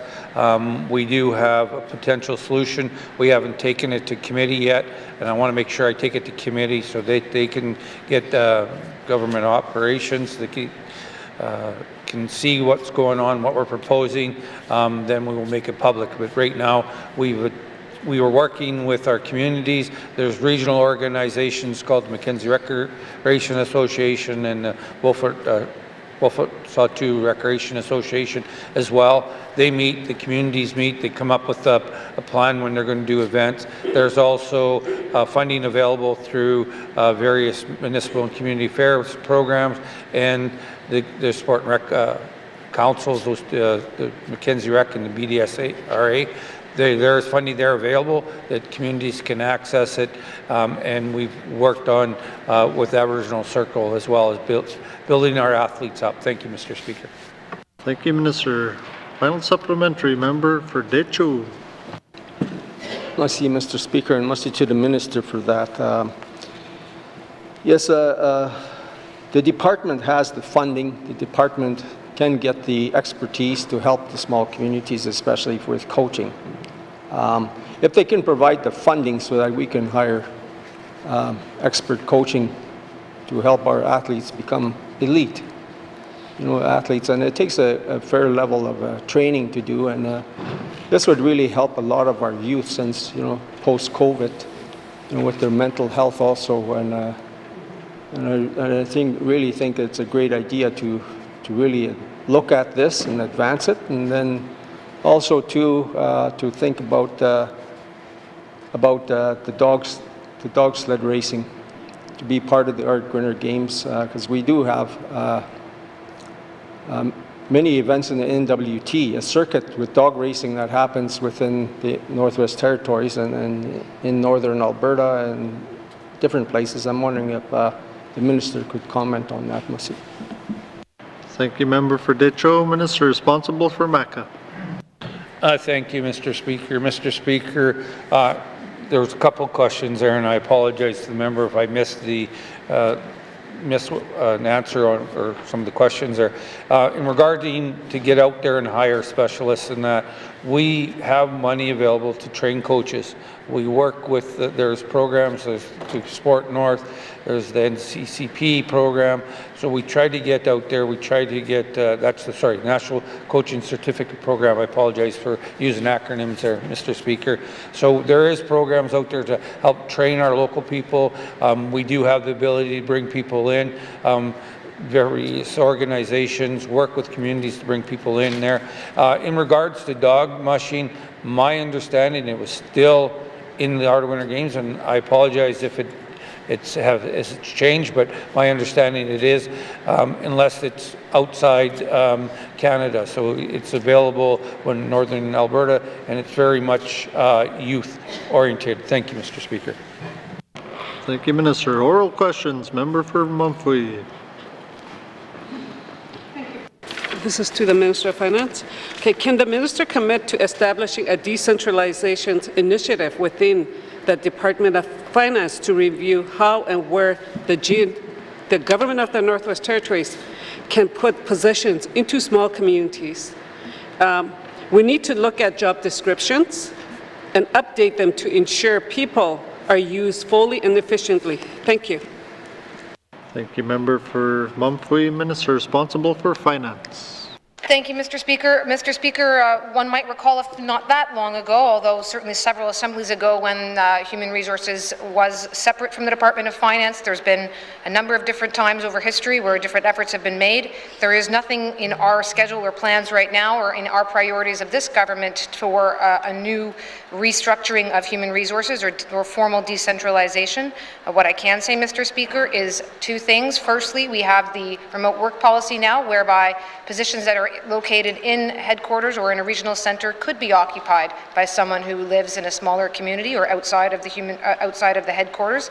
So there is that now as an option. But secondly, Mr. Speaker, with respect to the job description specifically, that is one of the action items under the Indigenous Recruitment and Retention Framework, and it's one of the first things we will be doing to ensure that we are in fact matching up what the actual needs of a position are, so that there's hopefully more people who are eligible and qualified to achieve those roles, and so we can make better use of the tools like the IGCP. Thank you, Mr. Speaker. Thank you, Minister. Oral questions. Member for Mumfree. Thank you. Yes, I know that at one time a lot of those positions were in the small communities. Now that they took it back, we know that it's going to take a political will to have most of them see those jobs transfer back to the small communities. So can the Minister commit to working with the Housing Corporation or other partners to ensure housing stock is available in the smaller community to support decentralizations and support economic growth outside of the capital city? Thank you. Thank you, Member for Mumfree. Minister responsible for Finance. Thank you, Mr. Speaker. Mr. Speaker, I hope I'm not going too far in saying I think this cabinet does actually work generally quite well together, and certainly when initiatives come forward through whether Cabinet, Financial Management Board, the kinds of conversations and issues of looking at what impacts there are between one initiative and another is exactly something that we do all do as a group here. So with respect to being responsible for the public service, being responsible for continuing to have the recruitment and retention element, we are certainly going to want to make sure that that any new staff have somewhere safe to live. So I can certainly commit to continuing that and trying to update members as we go through those types of processes. Thank you, Mr. Speaker. Thank you, Minister. Oral questions. Member for Mumfree. Questions. Member for Kamloops. Thank you, Mr. Speaker. Mr. Speaker, my questions are for the Minister of Finance. Mr. Speaker, will the Minister of Finance commit to undertaking a review of the fiscal responsibility policy to ensure that it is meeting the intention of guiding the N.W.T into a financially sustainable position? Thank you. Thank you, Member for Kamloops. Minister responsible for Finance. Thank you, Mr. Speaker. Mr. Speaker, this is an issue or topic that has come up before. Thank you, and to the members, and I am happy to say that I do intend to do a review of the fiscal responsibility policy. Thank you, Mr. Speaker. Thank you, Minister. Oral questions, member for Kamloops. Mr. Speaker, I prefer a three-letter word known as yes, but thank you. I'll take it. Mr. Speaker, can the minister explain the plan to increase the cushion in our finances between total borrowing and our total borrowing debt limit? Thank you. Thank you, member for Kamloops. Minister responsible for finance. Thank you, Mr. Speaker. So, can I explain the plan to increase the cushion? So, Mr. Speaker, let me just take a step back, if I might, perhaps. And I am mindful of time, mindful of your admonition around the length of answers. But this is really something that's going to, the big part of what the Department of Finance does, the borrowing plan that we have, and the main estimates that are before you. So I look forward to continuing the conversation in the Committee of the Whole with Finance next week. Mr. Speaker, right now, when we have we do have borrowing room still for this year and next year and even going into the future. Obviously, as our surpluses go down and the needs for cash increase, the room will continue to get smaller and narrower. But there's a lot of things that are underway, particularly on the front of MTS, Health and Social Services, and those are two areas where we've identified the risk. So there's the health sustainability work that's happening to help try and alleviate those pressures which are increasing our short-term debt. And I know that there's work happening over at MTS to look at their operating model, which is also an area where we see some risk, which is increasing our long-term debt. So again, Mr. Speaker, I'm being mindful of time, but those are just two of the things that are happening. There are also things happening within the structure of budget to make sure that we've provided ourselves some conservative places where we have cushions so that we aren't increasing short-term debt unnecessarily. And I think, Mr. Speaker, I might stop at that and see what else I have to answer in a few moments. Thank you, Mr. Speaker. Thank you, Minister. Oral questions, member for Kamloops. Thank you very much, Mr. Speaker. Mr. Speaker, in my member statement, I alluded to the N.W.T cannot be the economy of the N.W.T, and our infrastructure investments really drive the N.W.T economy. And so can the minister explain how the N.W.T will afford its major infrastructure projects without increasing our debt limit? Thank you. Thank you, member for Kamloops. Minister responsible for finance. Thank you, Mr. Speaker. This is another fun one, Mr. Speaker, that I'd like to spend a lot more time on, but let me just be very brief about it. For now, Mr. Speaker, there's sort of three major projects that, of course, we're all agreed to as being priorities for this Assembly. There's certainly a lot of other capital projects, and we've had two very large capital budgets in the last couple of cycles. So what I would suggest, Mr. Speaker, is at this point in time, we do have sufficient financial capacity, planned capacity in our budgets to achieve the mandate priority of advancing those projects. In terms of where they're going to go into the future, a lot there depends on who our partners are, the financial structure of those projects, and the timing of each. So that is exactly the work we're doing right now, Mr. Speaker, is to determine who the partners might be, who equity partners might be, what the state of the federal government's involvement might be, the Canada Infrastructure Investment Bank.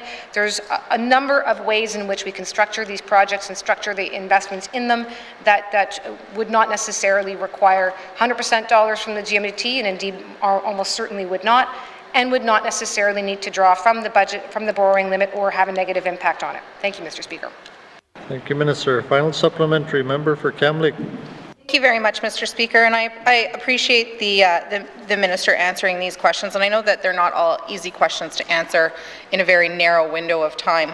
And this next one is not going to be any easier, but I think they're important conversations to have. Mr. Speaker, can the minister explain how the operating surplus is projected to change over the next 5 years here in the N.W.T? Thank you. Thank you, member for Kamloops. Minister responsible for finance. Thank you, Mr. Speaker. I promise not to speak for 4 minutes and 47 seconds.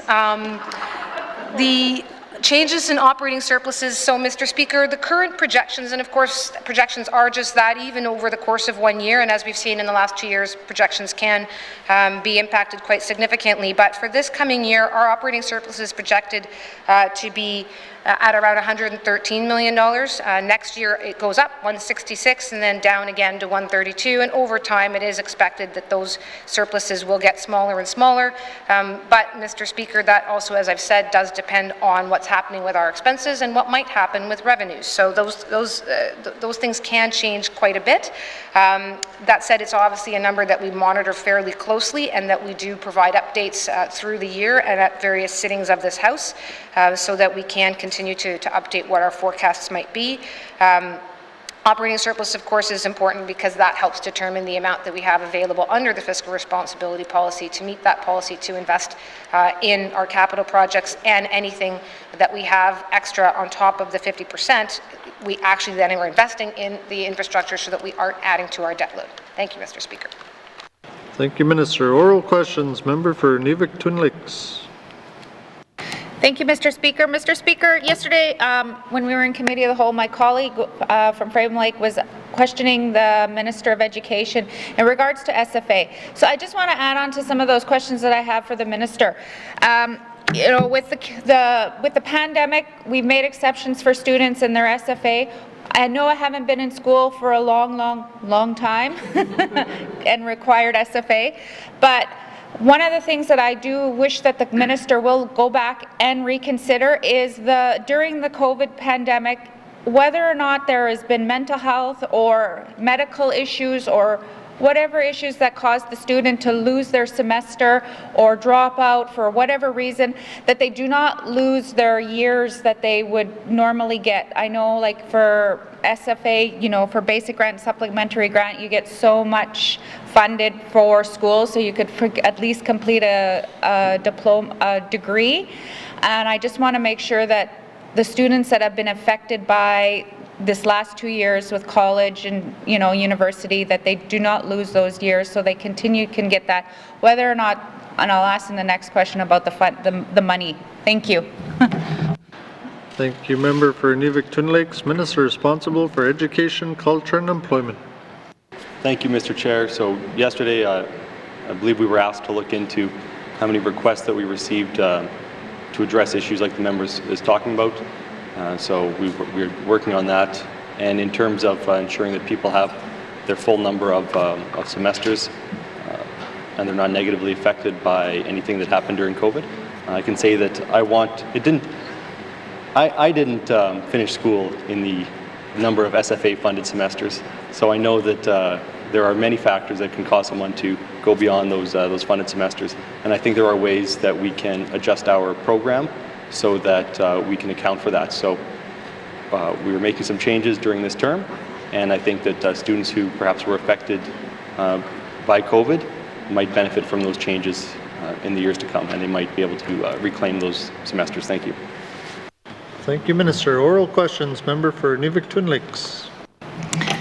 Thank you, Mr. Speaker. I don't know if that was a yes, maybe, or we'll see, but I'm just hoping that, because a number of our basic grant and supplementary grant, you know, I commend the minister that, you know, the years of time of school. I'm not a lawyer, and I know it'll probably take a long if I was to go back to school and be a lawyer, so I'm sure it goes beyond.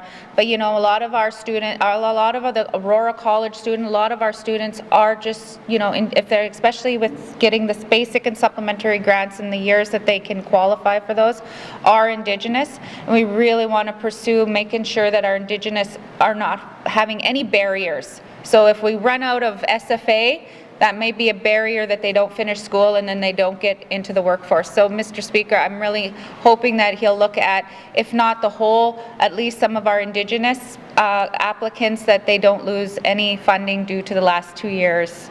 Thank you. Thank you, Member for Twin Lakes. Minister responsible for EC&E. Thank you, Mr. Speaker. So I can't say any more than I said in my last answer. So I will leave it at that. Thank you. Thank you, Minister. Oral questions. Member for Twin Lakes. Thank you, Mr. Speaker, and I look forward to whatever changes are coming, and I hope that our students will be happy with those changes. I also, you know, I know that a couple of students in the past year have told me that they've gotten letters from credit that they owed money because they didn't pay back SFA when they, so I'm just wondering if that's something that the minister can look into, that our students that are struggling to find jobs that have dropped out now owe back SFA for not completing. If they could make sure that they give them some leniency, or to reach out to these students to make sure that they're not sent, let's not get them bad credit before they even get into the workforce. Thank you, Mr. Speaker. Thank you, member for Nunavut-Twin Lakes. Minister responsible for EC&E. Thank you. So I answered this one yesterday as well, and this is beyond the scope of my department, so I can talk to the Minister of Finance and we can have a discussion about this one. Thank you. Thank you, Minister. Final supplementary. Member, colleagues, our time for oral questions has expired. Okay. Written questions. Written questions. Returns to written questions. Returns to written questions. Replies to Commissioner's address. Replies to Commissioner's address. Petitions. Petitions. Reports of committees on a review of bills. Reports of committees on a review of bills. Reports of standing and special committees. Reports of standing and special committees. Tabling of documents. Tabling of documents. Minister responsible for Worker Safety Compensation Commission. Mr. Speaker, I wish to table the following 3 documents: Workers Advisory Office, Northwest Territories and Nunavut 2021 Annual Report, Worker Safety and Compensation Commission, Northwest Territories and Nunavut 2022 Corporate Plan, and a follow-up letter for oral questions 910-19-2 Fort Good Hope Seniors Home. Must see, Mr. Speaker. Thank you, Minister. Sorry. No more oral questions today. Tabling of documents. Tabling of documents. Member for Frame Lake. Merci, Monsieur le Président. I wish to table a letter dated January 21st, 2022 from Salt River First Nation to the Minister responsible for homelessness regarding money for homelessness pilot project. Merci, Mr. Speaker. Thank you, member for Frame Lake. Notice tabling of documents. Tabling of documents. Notices of motion. Notices of motion. Motions. Motions. Notices of motion for first reading of bills. Notices of motion for first reading of bills. Minister responsible for infrastructure. Kuinaini Akakti, I give notice that on Tuesday, March the 7th, 2022, I will move that Bill 46, an act to amend the Motor Vehicles Act, be read for the first time. Kuinaini. Thank you, Minister. Notices of motion for the first reading of bills. Notices of motion for first reading of bills. First reading of bills. First reading of bills. Second reading of bills. Second reading of bills. Consideration and committee of the whole of bills and other matters. Bill 23, 29, and 38. Minister's Statement 202-19 brackets 2. Table document 561, 567, 578, 579-19 brackets 2 with member for Nunavut-Twin Lakes signature.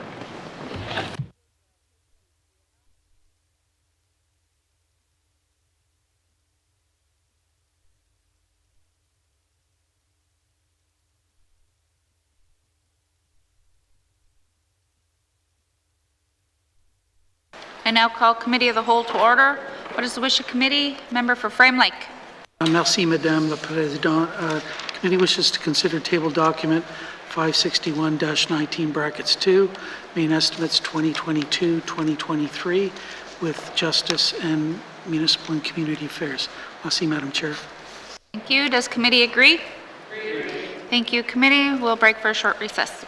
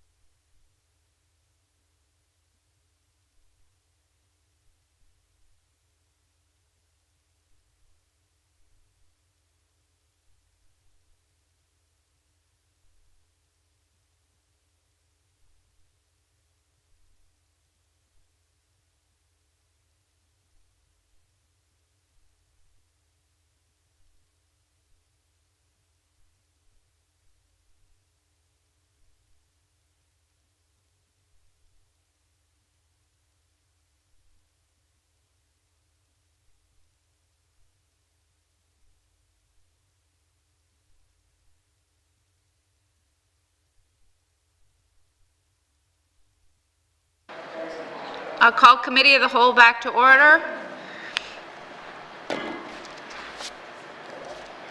Committee, we've agreed to consider table document 561-19-2 main estimates 2022, 2023, and we are finishing up with the Department of Justice. Minister, wish to bring witnesses in the House?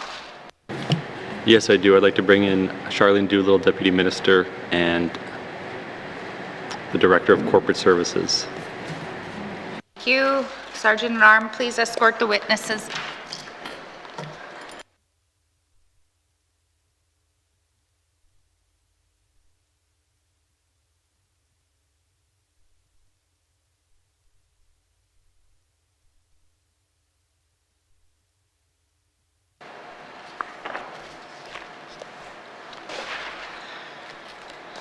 Welcome.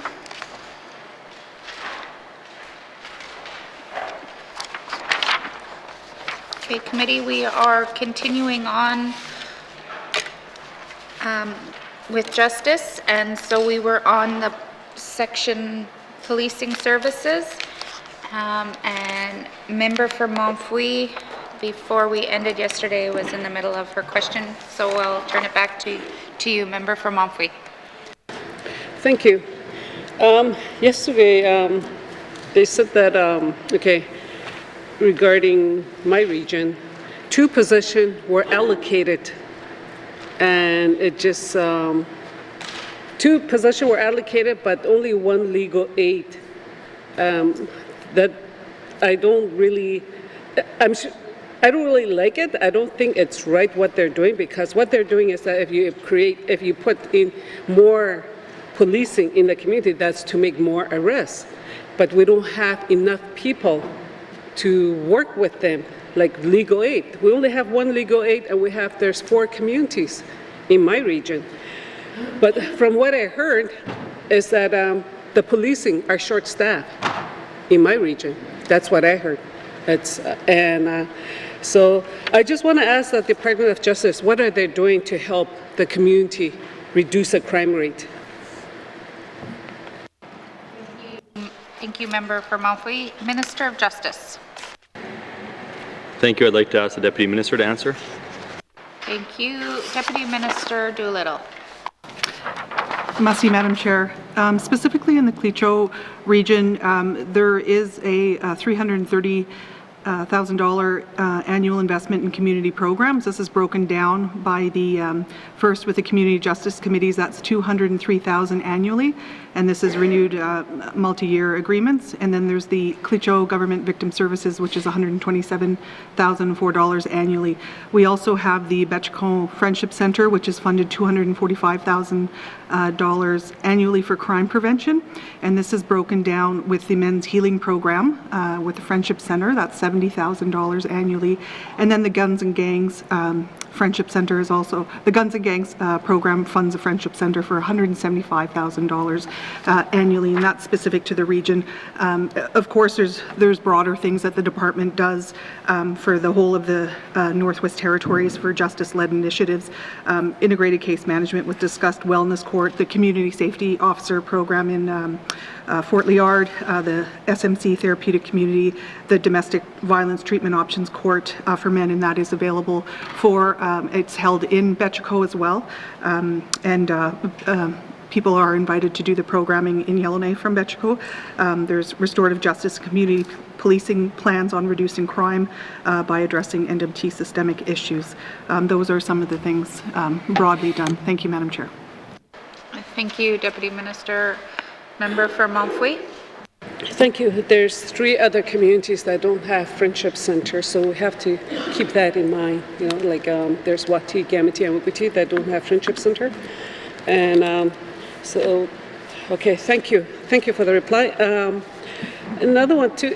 It's okay. That's good that they're doing all that, because I've been, there's a lot of concern, because when you look at it, it's mostly young boys.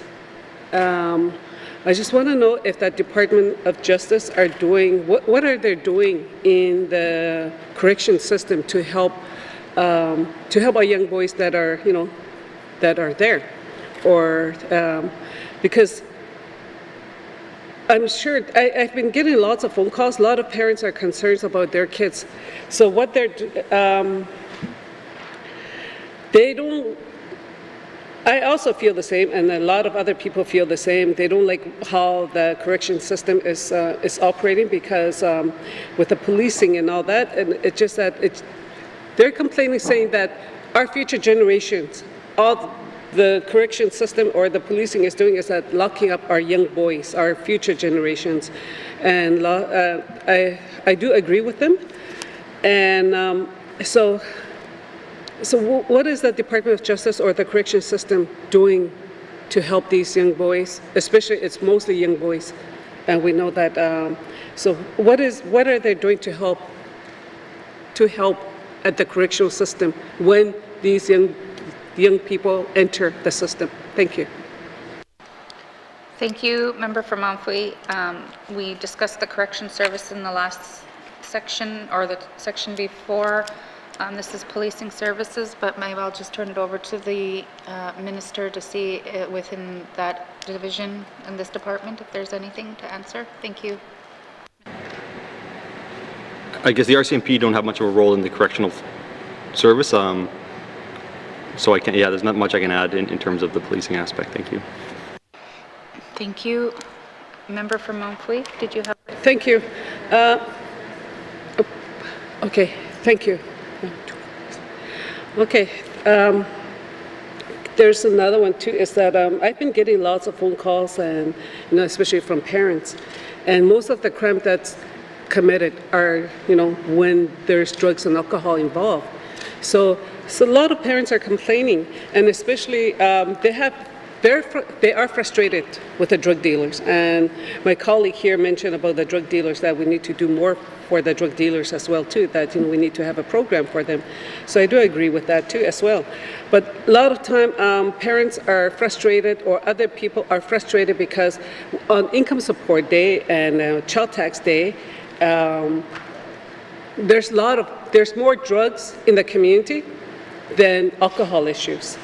So that's another one too, that a lot of community members are very concerned about, especially the choice of drug in the community is crack, because they are, they're inexpensive to buy, and the high is short-lived, and then and it has other effects on the body as well. So I just want to know if the Department of Justice are doing more in that area about the working with the school and working with the other community organizations about drug program. Like at one time there was a DARE program, and we haven't seen anything like that for quite a while in any of the regions.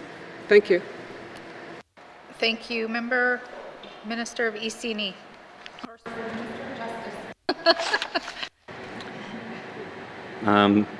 Thank you. Perhaps I can just get the Deputy Minister to answer. Thanks. Thank you. Deputy Minister Doolittle. Merci, Madam Chair. So the N.W.T does have a problematic substance use committee. It's led by the Chief Public Health Officer, but the Department of Justice co-chairs this group, and they meet bi-monthly. So they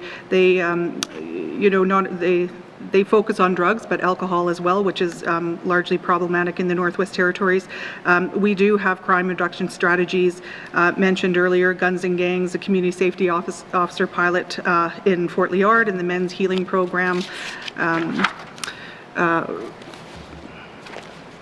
We also are aware, and I can say that the RCMP is aware that they're familiar with the increase in calls in the community of Betchico, and they are meeting with the leadership to address this, not only short-term goals, but long-term as well. And I would say that half of these calls, or their calls, are social disorder calls, so it'll require a broader approach than just the Department of Justice and the RCMP, and all of our departments and partners and stakeholders. So that's something we can certainly continue looking into. Merci, Madam Chair. Thank you.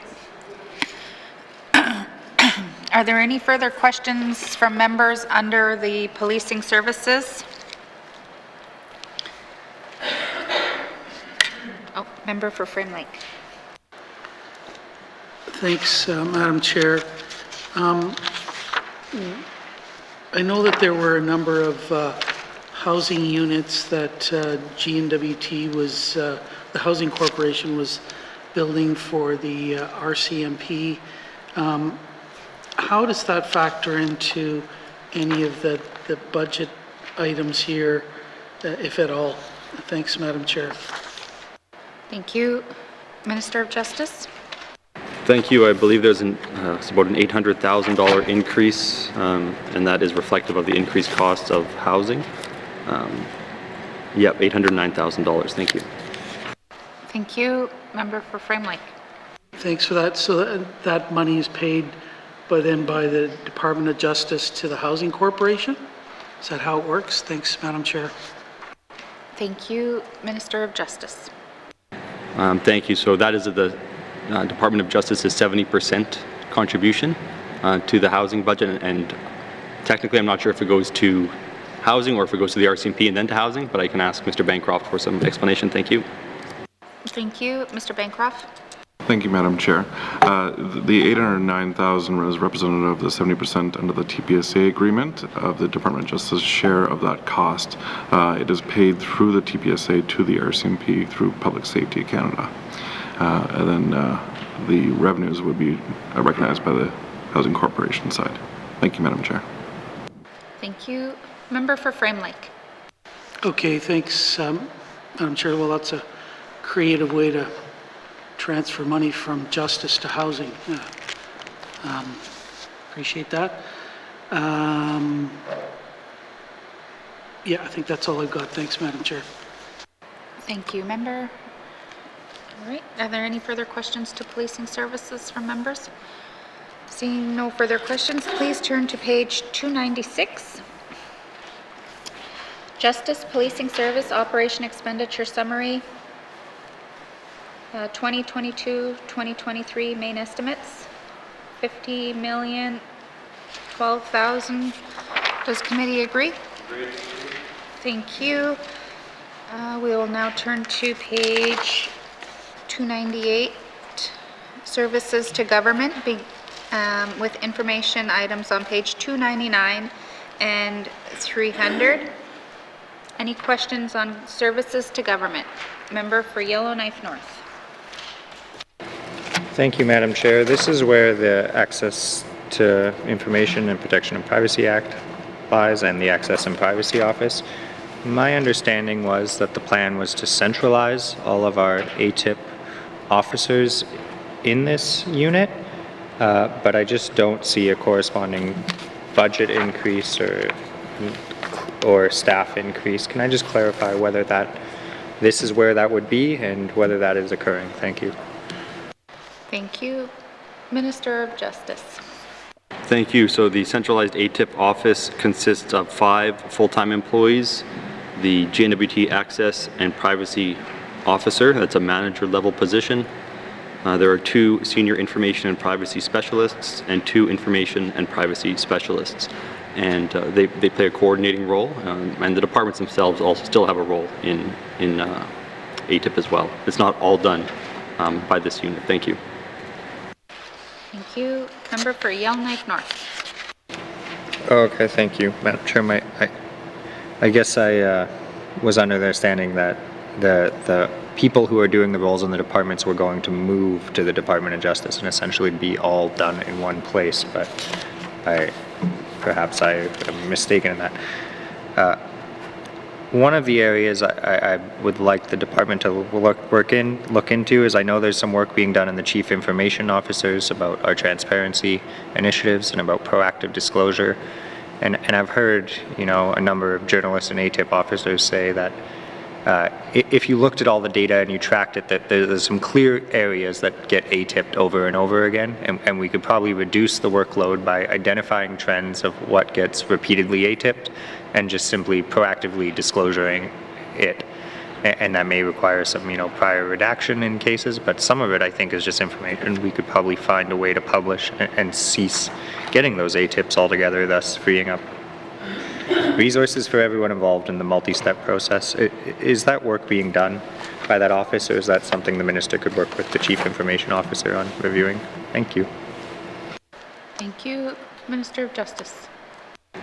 Thank you. That work is being done, and it's being done across government. There are working groups that are tackling this. There are employees in the departments who are working on figuring out how to make information more transparent, so not just open information, but open data. So there's more raw data available that can be manipulated, and I believe the member is familiar with how the Government of Canada displays that data, and for myself, I find that very useful. So that type of work is happening. Perhaps the Deputy Minister can add some more specifics. Thank you. Thank you.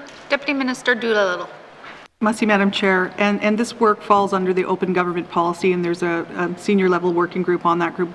The Department of Justice, our Director of Policy, where our ATIP shop sits, is on that committee. So, and they do focus, they have sub-working groups, and one of them is a working group that addresses the information the member spoke about, the open data, and they're currently looking at that and working on that. So, merci, Madam Chair. Thank you. Member for Yellowknife North.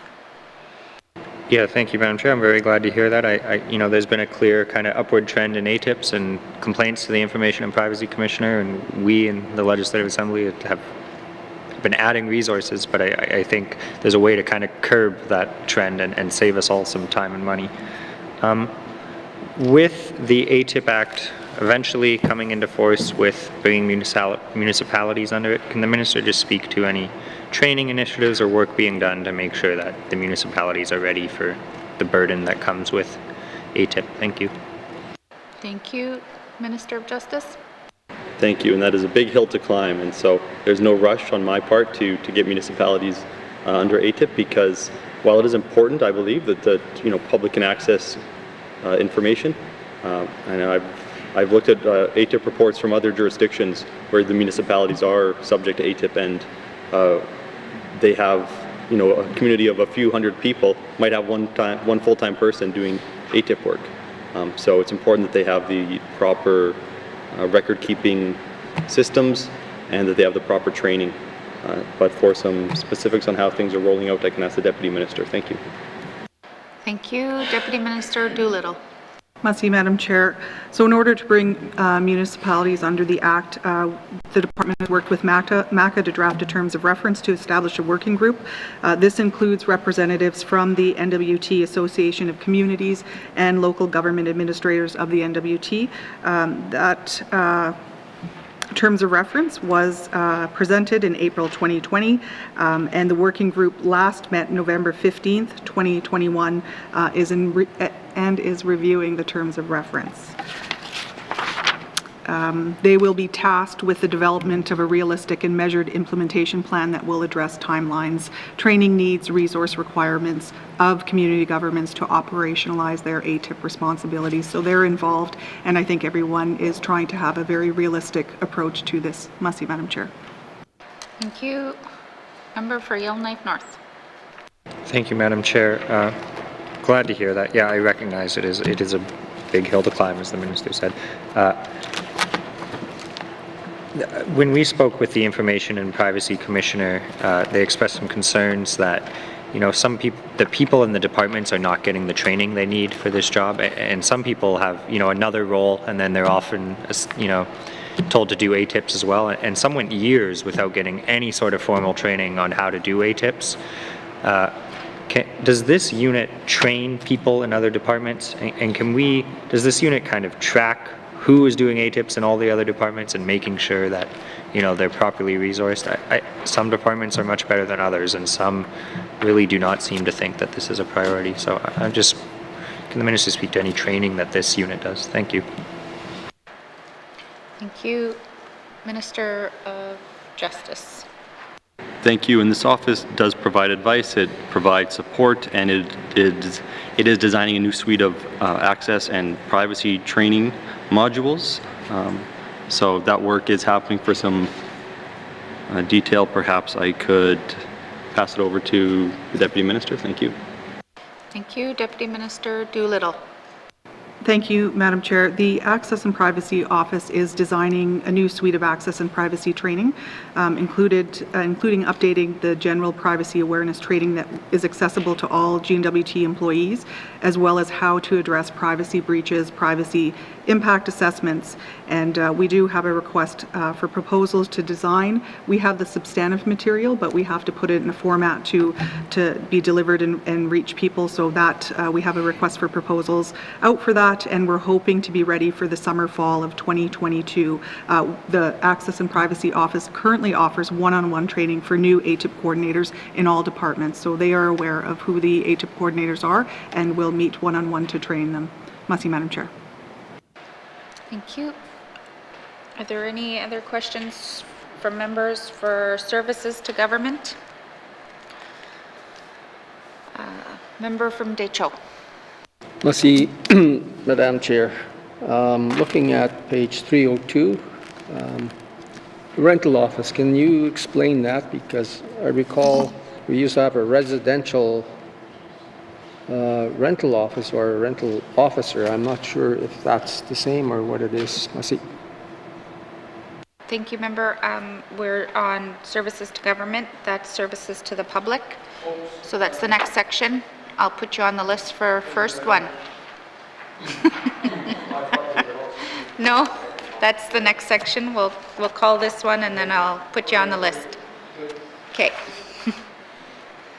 So services to government, operation justice, services to government, operation expenditure summary, 2022-2023 main estimates, $13,188,000. Does committee agree? Thank you.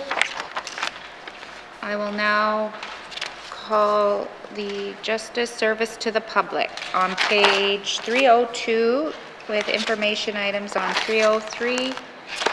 And member for Deschaux. You have to remind me what I was saying there. I know. Yeah, maybe the minister heard my question before, but can you just tell us about what that entails, the rental office? Because all these, they don't have like long-winded titles that we used to see before. These are all shortened versions, so merci. Thank you, member. Minister of Justice.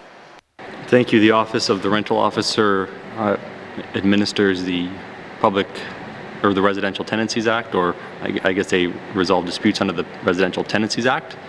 So if a tenant has an issue with their landlord or a landlord has an issue with their tenant, they can take it to the Residential Tenancies Act. It is the GNWT pays for it, but it is not a GNWT entity per se, because it does regulate disputes between the Housing Corporation and residents, tenants of the Housing Corporation. Thank you. Member for Deschaux. See, so does your department, this justice, regulate that or that office to hear complaints or lodge complaints? Merci. Thank you, Minister of Justice. Thank you. The rules surrounding complaints and the process for resolving those is laid out in the Residential Tenancies Act, and that office administers the act and deals with complaints according to that legislation. And we support that office by, with financial means as well as amendments to the act on occasion to help, streamline its services, make its services more accessible. So, thank you. Thank you, Minister. Member for Deschaux. I'm wondering if the minister could provide information, or if he knows the amount of complaints that have gone to the office. Merci. Thank you, Minister of Justice.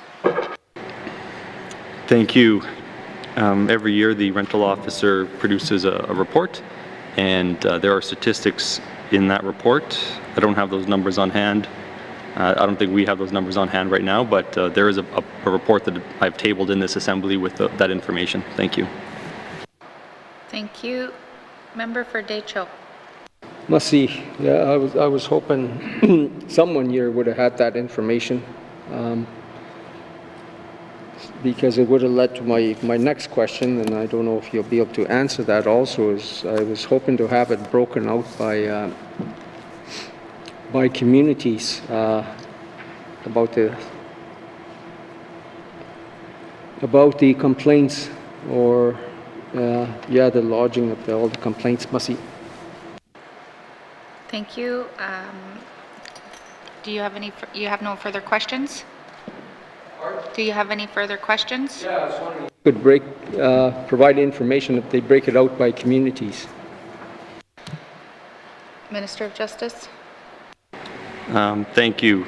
So I'm flipping through the Residential Tenancies Act right now. The report of the rental officer. I just Googled it.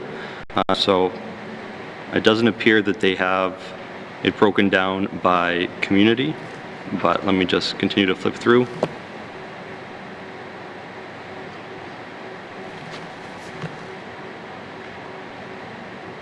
So in 2021, so 2020, 2021, there were 297 applications filed, but I do not have the numbers by community, so perhaps we can ask the office if they can provide that information. Thank you. Thank you. Member for Deschaux. Yeah, must see for that. That would be great stats to have, because as MLAs, I think we're hearing a lot of these complaints and we're addressing it. And we have an office there, then we need tenants to be aware of those services that's being offered. But no further questions, Masi. Thank you, Member for Deschaux. Member for Montfouille. I think I just want to ask here, the active positions, services to government. We did talk about decentralizations and headquarters. Here it says headquarters, finally. So headquarters have, okay, they went from 61 to 63. Why, there is increase, in this? I know there was I can understand about the pandemic. That's what's always being used as an excuse. Member, we are on services to the public now, so we passed services to government. So.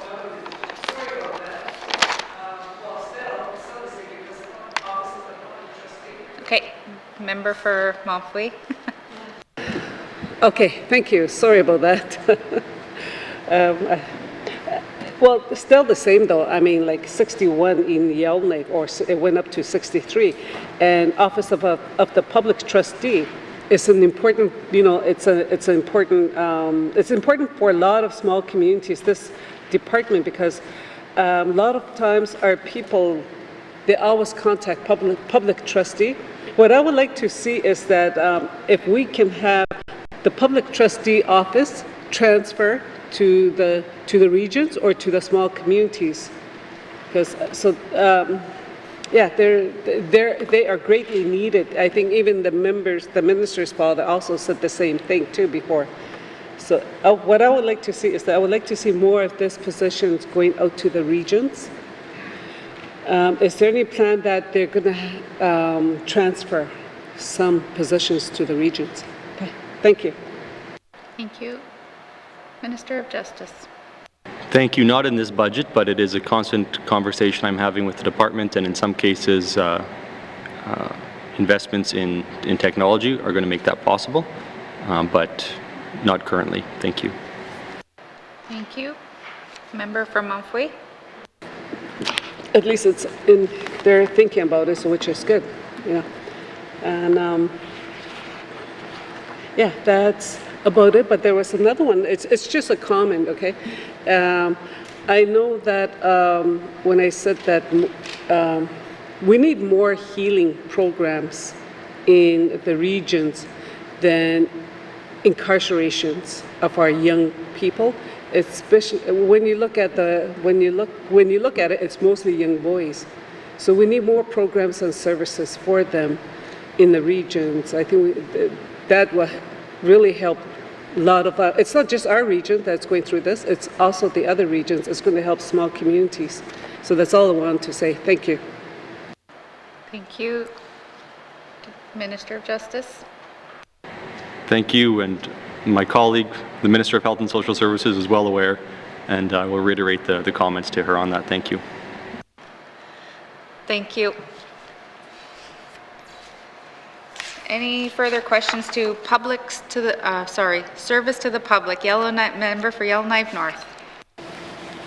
Thank you, Madam Chair. In the rental officer's annual report, well, all of annual reports going back quite a while, there's been recommendations for amendments to the Act. There's a number I would agree with. I think there's been there was a court case about when it applies to transitional housing and shelters, and I think we are long overdue for some changes to beef up our tenancy law, as well as I know the rental officer has made comments before that they can only adjudicate individual complaints. So if a corporate landlord is found to violate one tenant relationship, there's no remedy that she can order it to remedy it for the thousands of other people. They would each have to bring an individual complaint unless she wants to take that landlord to court.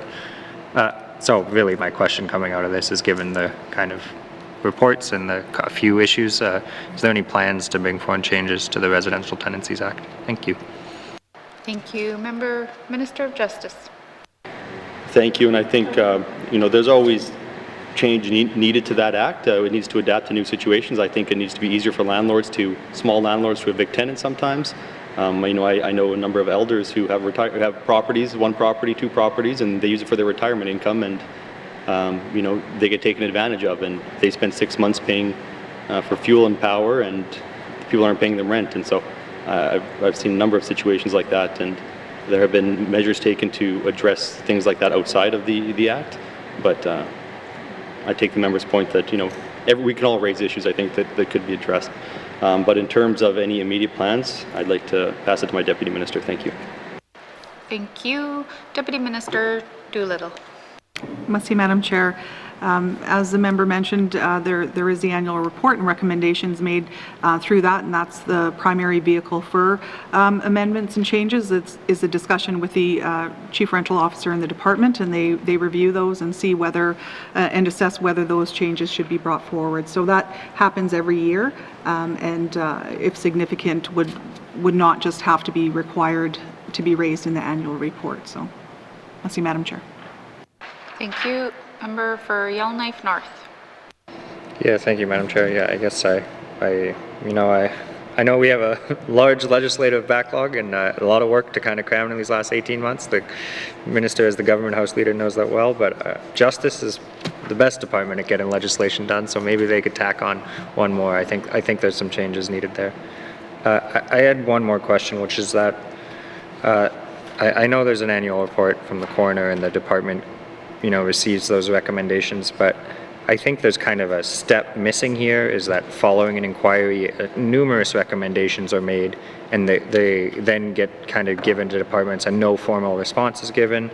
There's kind of seems to be not a formal follow-up mechanism. I think that probably could be a legislative fix, requiring when a department has recommendations following an inquiry that they at least provide a formal response. That would be well beyond just justice. But perhaps, absent legislative fix, can the Minister speak to any work being done to make sure that the great work that comes out of inquiries gets responded to at the very least? Thank you, Madam Chair. Thank you. Minister of Justice.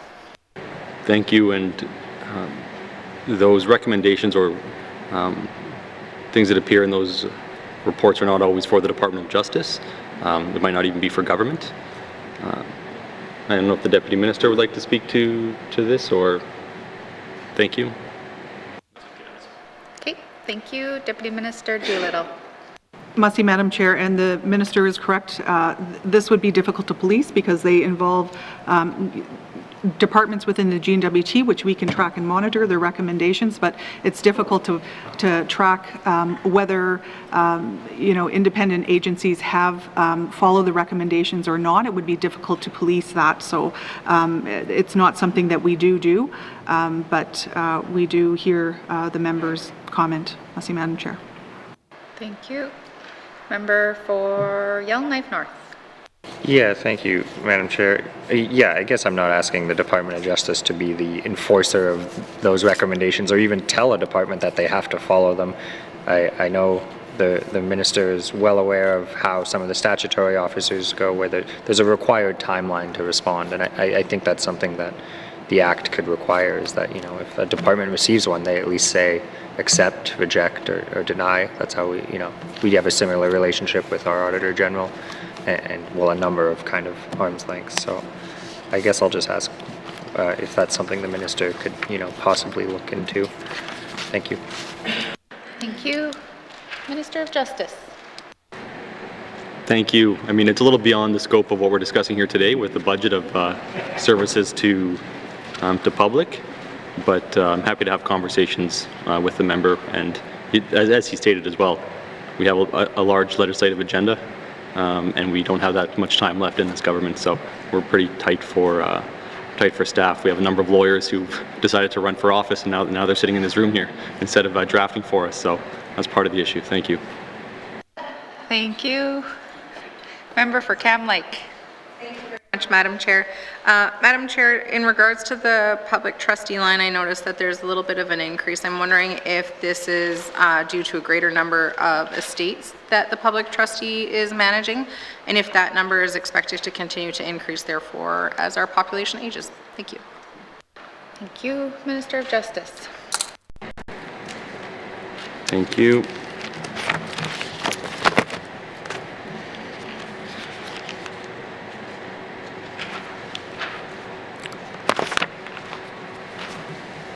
Oh, so this is an increase due to amortization and increases in the collective bargaining agreement. Thank you. Thank you. Member for Cam Lake.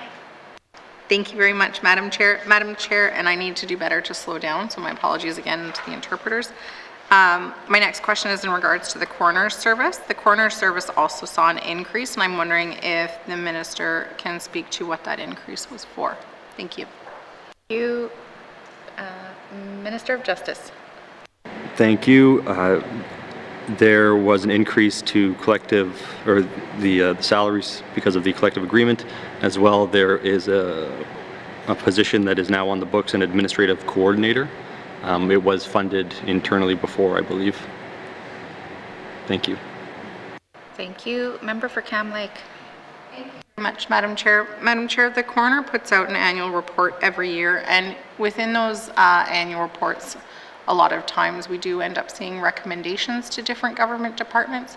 I'm wondering what support the Department of Justice provides to the coroner's office to either solicit responses from different departments for those recommendations or to provide some teeth to those recommendations. Thank you.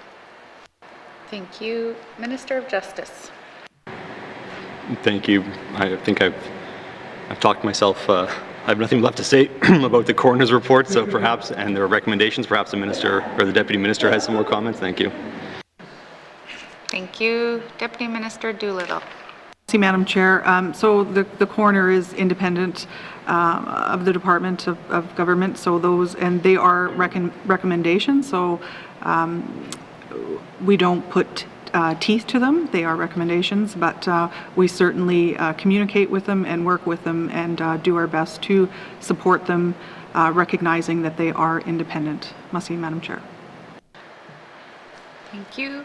Are there any further questions from members for service to the public? Seeing none. Justice. Service to the public. Operation Expenditure Summary. 2022-2023 main estimates, $4,769,000. Does committee agree? Thank you. Committee, there are additional information items from pages 304 to 306.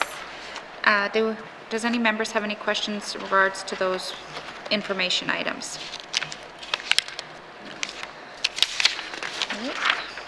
Seeing no further questions, we will now return to the departmental summary found on page 275.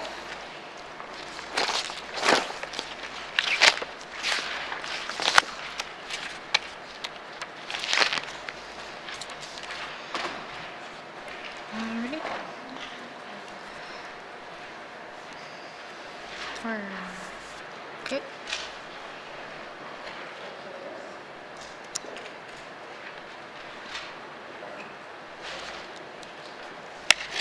Okay, so Justice, Operation Expenditure, Total Department 2022-2023 main estimates, $137,054,000. Mr. O'Reilly. Merci, Madame la Présidente. I move that this committee defer further consideration of the estimates for the Department of Justice at this time. Merci, Madam Chair. The motion is in order. To the motion. Question has been called. All those in favor? All those opposed? Abstentions? Motion is carried. Consideration of Department of Justice 2022-2023 main estimates, operating expenditures, total department is deferred. Thank you, Minister, and thank you to the witnesses for appearing before us. Sergeant at Arms, please escort the witnesses from the chamber.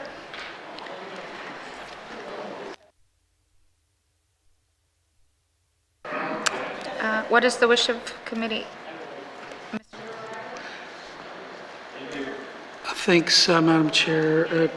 Committee wishes to continue with Department of Municipal and Community Affairs. Okay, thank you. We will take a short recess and then resume with that first, with MACA.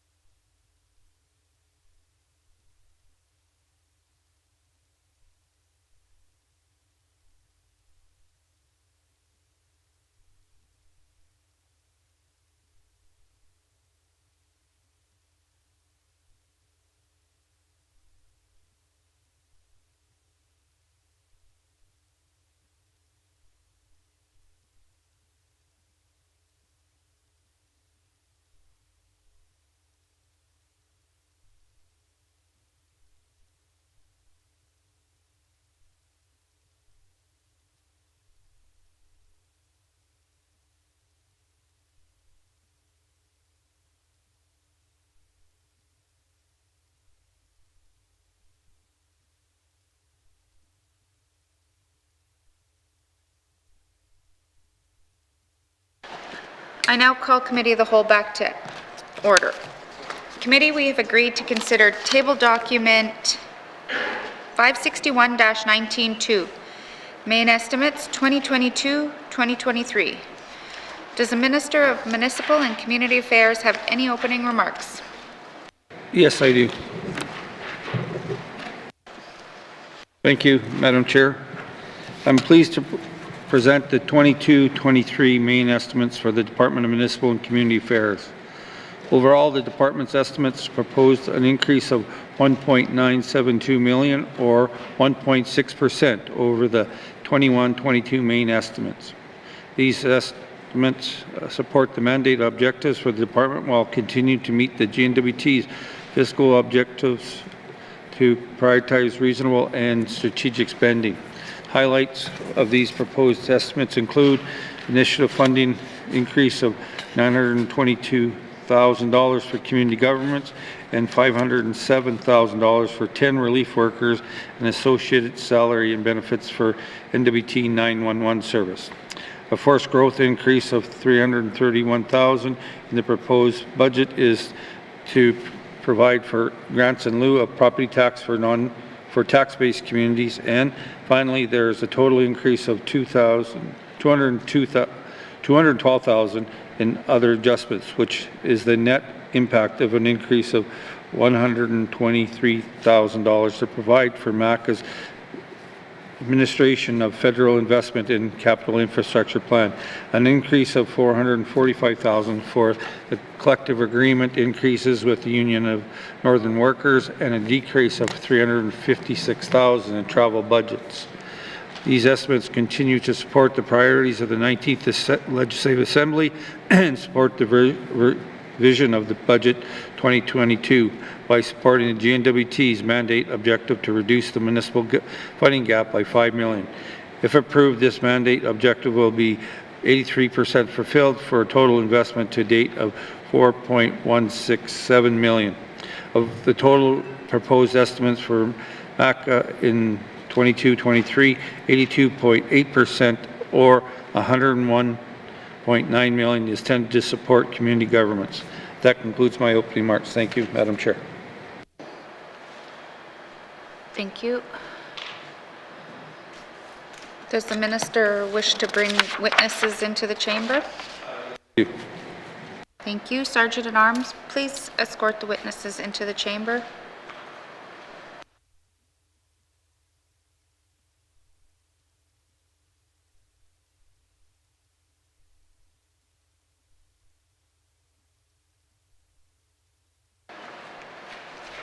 Thank you. Minister, would you please introduce your witness?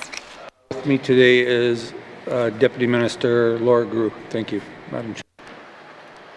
Thank you. Welcome, Deputy Minister Grew. Committee has agreed to forego general comments. Does the committee agree to proceed to the detail contained in the table document? Thank you. Committee, we will defer the departmental summary and review the estimates by activity.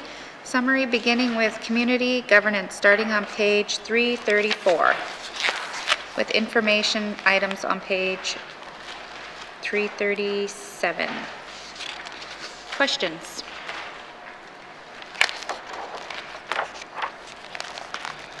Member for Yellowknife North.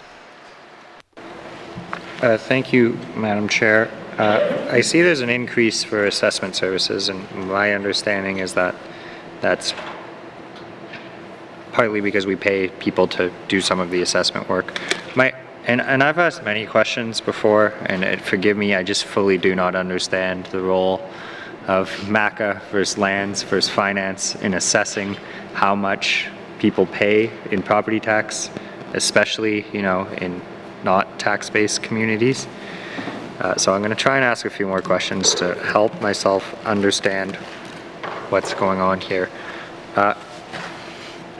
And I'm specifically, I guess I want to ask, in the Ingram Trail, does it actually matter how much your property is worth for how much you're going to pay in the various taxes and lease fees? Or are all of those properties essentially just not meeting the minimum threshold so they pay the same amount? Thank you. Thank you. Minister of Municipal and Community Affairs. Thank you for that detail. I'll turn to the Deputy Minister. Thank you. Thank you. Deputy Minister Guru.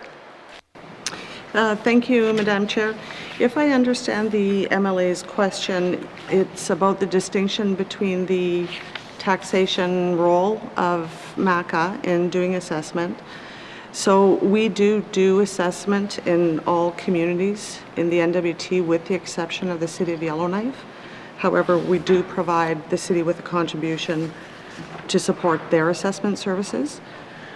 MACA staff do the assessment in the 6 municipal, in the 21 general taxation communities, as well as the hinterland.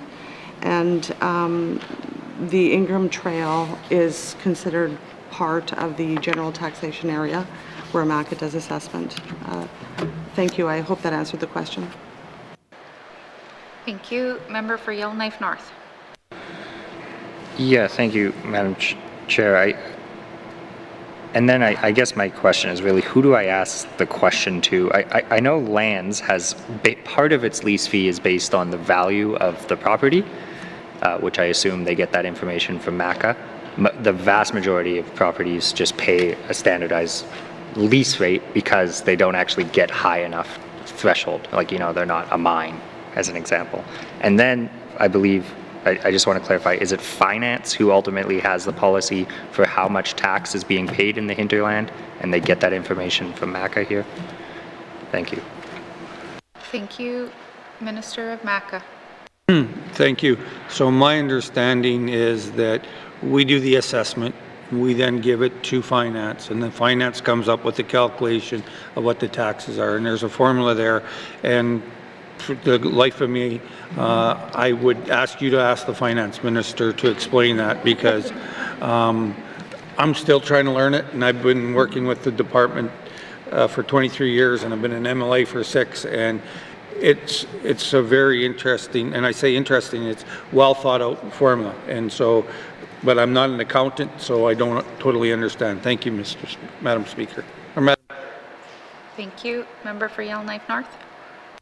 Yeah, thank you, Madam Chair. I know many of my constituents have been receiving bills for years, and they're still trying to figure it out because they're dealing with at least 3 departments, and it's also based on what type of lease you got at what time.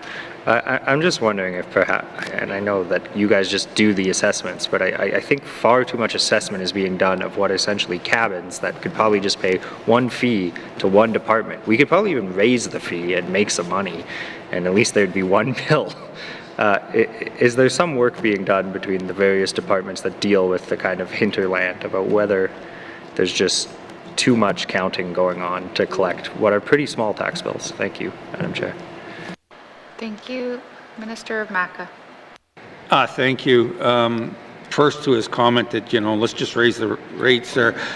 I hate to say it, I've been dealing with this for a while in the lands, and for 4 years before when I was the MLA, and the lands issue in the fees are something very, very difficult, and people get very excited about it. So you may get some emails from people saying that's not a good idea. But in regards to how we work together, yes, we work with the Department of Lands, we work with finance to try to address it, try to come up with a formula that works for everybody. But as you've heard me talk about as Minister of Lands, we're in the process of looking at a number of regulations in that. So again, we have to work together, and we can't go ahead of somebody else until the other one is there. Thank you. Thank you. Are there any other questions from members under community governance? Seeing none. Municipal and Community Affairs, Community Governance, Operation Expenditure Summary 2022-2023, main estimates, $2,146,000. Does committee agree? Thank you. We will now turn to Community Operations on 339 with information items on 340 and 41. Questions? Seeing, member for Great Slave. Thank you, Madam Chair. I'm just looking, or have some questions around the asset management. Now, maybe first I'll just start with, is this reflective of the department's assets in communities, or is this to help communities with maintaining and dealing with their own assets? Thank you. Thank you.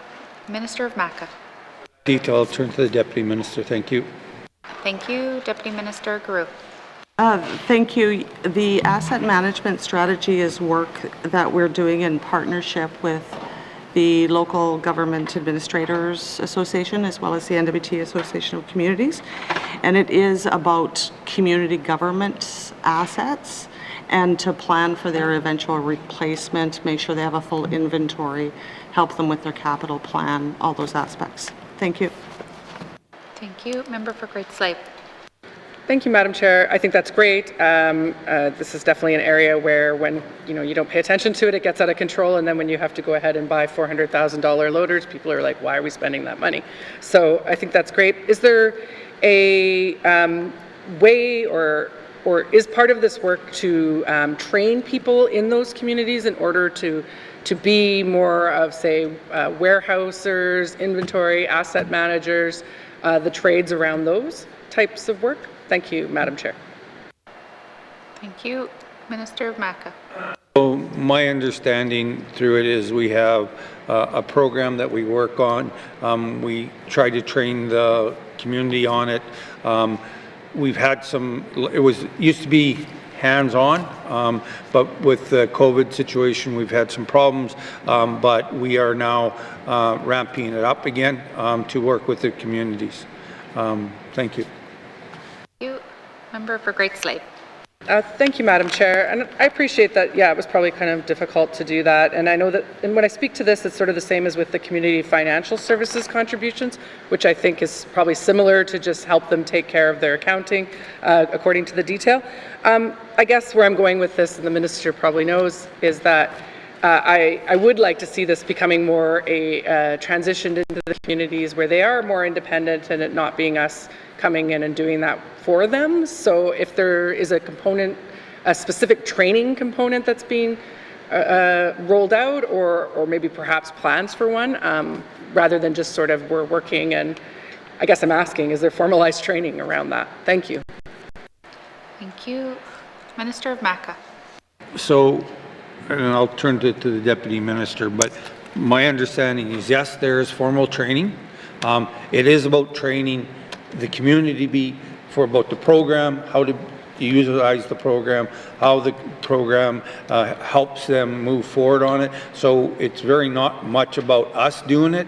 It's us working with the community to give them the skills to do it. But for further detail, with your permission, Madam Chair, I would turn to the Deputy Minister for her to clarify anything that I may have said wrong, or clarify if there's other stuff out there. Thank you, Madam. Thank you, Minister. Deputy Minister Guru.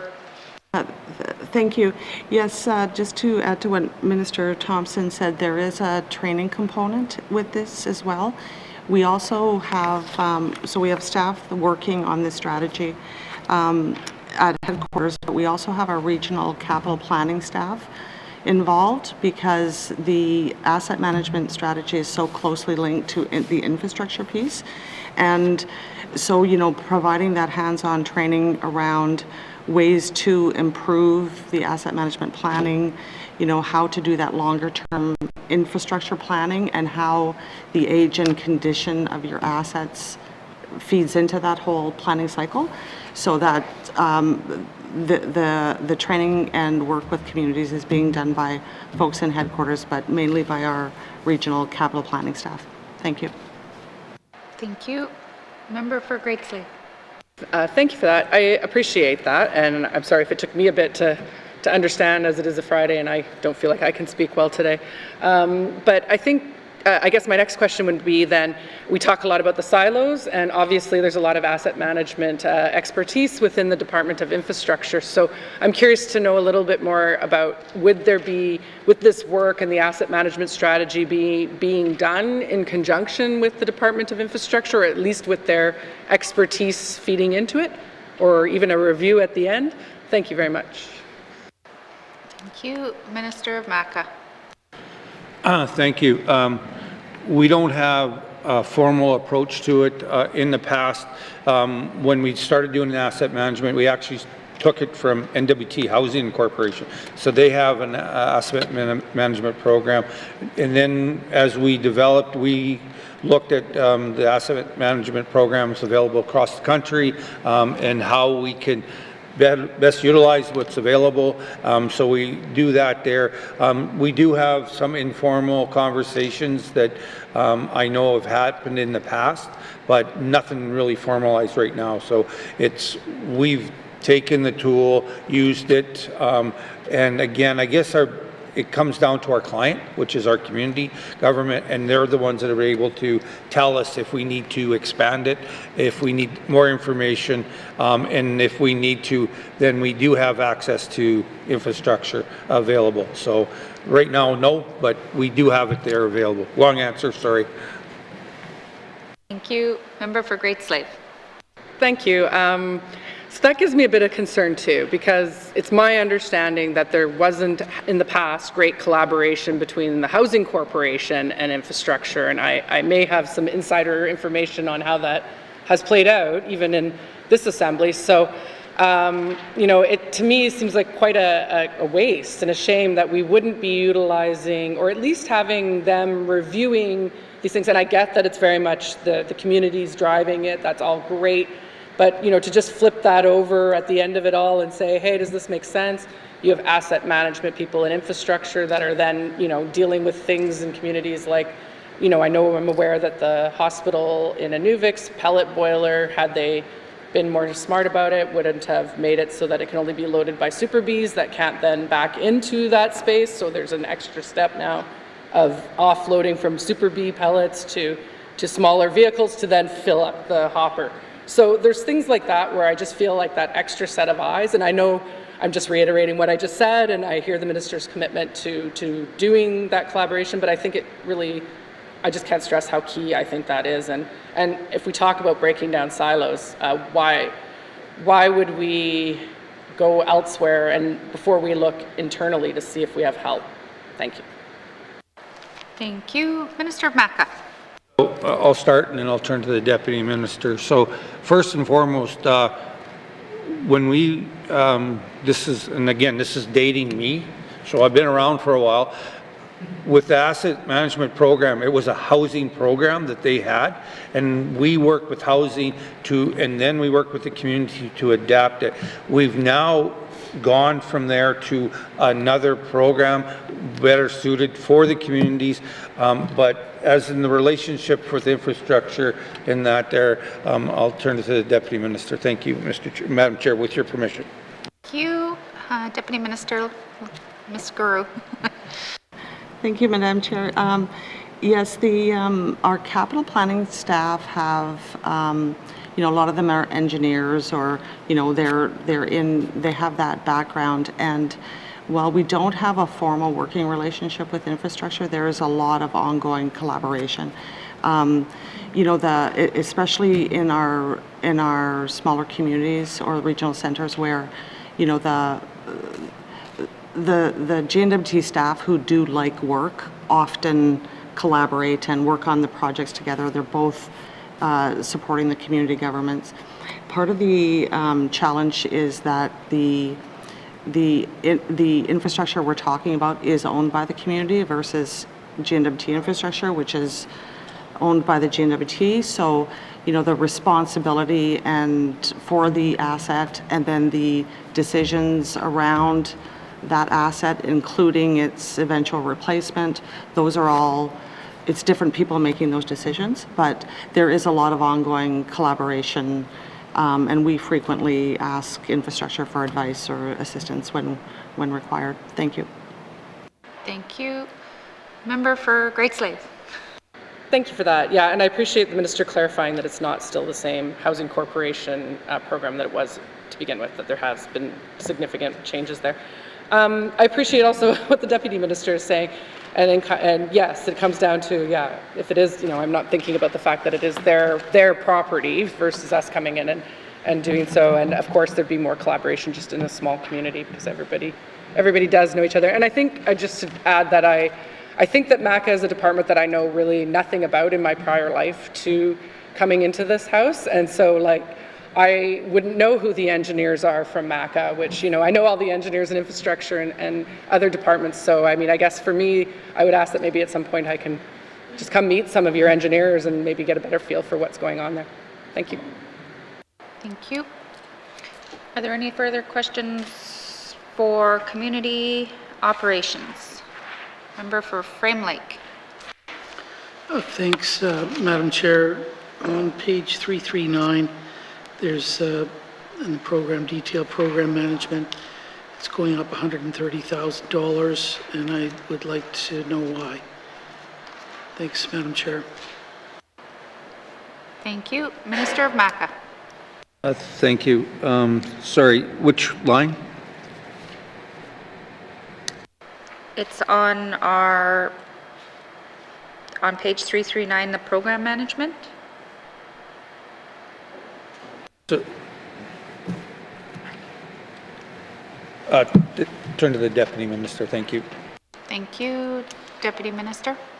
Thank you. The increase is mainly due to an increase of $123,000, and that is for our program administration and audit of the Investing in Canada Infrastructure Plan. I believe that $123,000 is classified as an other adjustment in MACA. The remainder is due to the net impact of a travel reduction as well as a collective agreement increase. Thank you. Thank you. Member for Frame Lake. Okay, thanks, Madam Chair. So the cost of this audit, does that come out of the money that the federal government gives us, or are we paying for the audit ourselves? Thanks, Madam Chair. Thank you. Minister of MACA. Thank you. From the federal government. Thank you. Member for Frame Lake. Okay, thanks for that. On page 340 is contributions, and I see that we have something called a Community Financial Services Contributions. And can I just get some more information about how communities actually access that? And obviously it was fully used last year, so maybe some understanding of who can access it, what it's used for. Thanks, Madam Chair. Thank you. Minister of MACA. Thank you for that detail. Turn to the Deputy Minister. Thank you. Deputy Minister. Thank you. This funding is to provide short-term assistance to community governments who may be experiencing operational difficulties. So what happens is we would provide them with funding to hire short-term contracted financial services to come in and help them with their financial practices or to strengthen their financial management. The financial position of a community government can deteriorate rather quickly if some of those key administrative positions are vacant. So this helps them hire some short-term technical assistance while their longer-term staffing is playing out. And examples of, so in terms of how they access the funding, is they would contact our regional office and make the request. And we would work with them to better understand the request and help them with their staffing and any other short-term needs they may have. Types of work that communities do with this funding is to hire bookkeeping and accounting services if they need their audited financial statements restated, like at year end, where it's urgent that they meet the deadline and it can't wait for the position to be staffed. They can also access this funding for financial training, cleanup of accounting records. A lot of it is for reporting and accounting purposes, where it's critical or there's a timeline for them to get the information done. Thank you. Thank you, Ms. Guru. Member for Frame Lake. Yeah, no, thanks. No, it sounds like good to have that kind of contingency there and available to communities. We want to avoid communities going into administration under MACA, so no, it sounds good. Madam Chair, I don't have any further questions on this section. Thank you. Are there any further questions under this section? Seeing none, Municipal and Community Affairs, Community Operations, Operation Expenditure Summary, 2022-2023, main estimates, $2,383,000. Does committee agree? Thank you.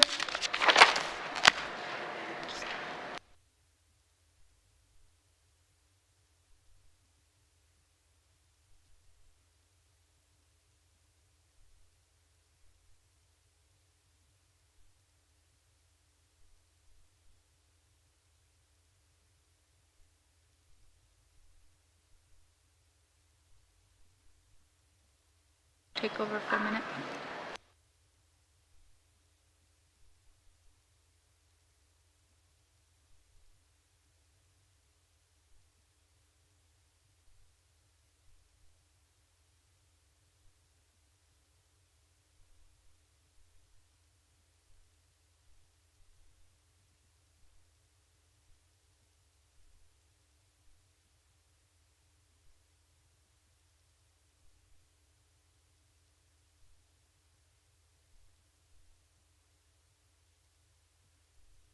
Directorate, beginning on page 342, the information item on page 345. Open up for questions. Ms. Cleveland. Thank you very much, Mr. Chair.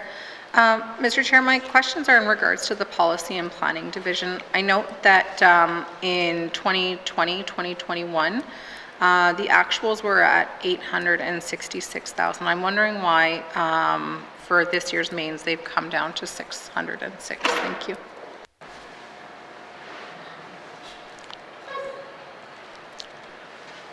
Let's see, Minister. For that detail, go to the Deputy Minister. Thank you. Deputy Minister. Thank you, Mr. Chair. The main reason is for the travel reduction that was applied across the department. Thank you, Mr. Chair. Must see, Ms. Cleveland. Thank you very much, Mr. Chair. Mr. Chair, my concern with this is that I see even from the year before there that the number was still much lower, and that we're not seeing an increase either to staff cohort. There is no increase to staff and directorate. And one of the things that this Assembly continues to talk about, and especially regular members on this side, is concerns over the backlog, or the legislative backlog rather, with the Department of MACA. And so I'm wondering how they intend to accomplish their legislative commitments without increasing their staff cohort. Thank you. All right, must see, Ms. Cleveland. Minister. Thank you. I'll start and then I'll turn to the Deputy Minister, but we are looking at trying to address this with, I think it's interns and staff realignment, or whatever, however you want to call it, to address this. I think we've got a new director in place, and this individual has developed a really good plan that we feel that will help us achieve what we need to do during this Assembly and moving forward. But for further detail, I'll turn to the Deputy Minister, with your permission, Mr. Chair. Must see, Minister, Deputy Minister. Thank you, Mr. Chair. In terms of our legislative agenda, we do have two large pieces of legislation that are where the review is currently underway: the Fire Protection Act, as well as the Property Assessment and Taxation Act. So we are taking on some larger legislative projects during the life of this Assembly. We're also actively working to bring community governments under the ATIP legislation, which is a piece of justice legislation. So, you know, I would say that our legislation is, our legislative agenda is fairly ambitious. In terms of how we're getting that done, we are looking at getting some short-term assistance through hiring additional positions, casuals, interns, summer students, and we will also use contract work if required. But the intent very much is to get our legislative agenda done this legislative session. Thank you.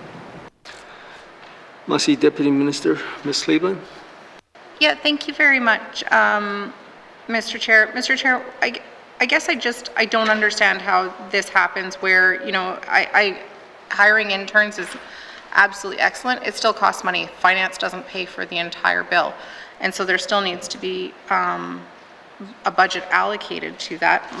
And if, you know, if they're bringing in short-term employees, then those positions still need funding, and that's not reflected here.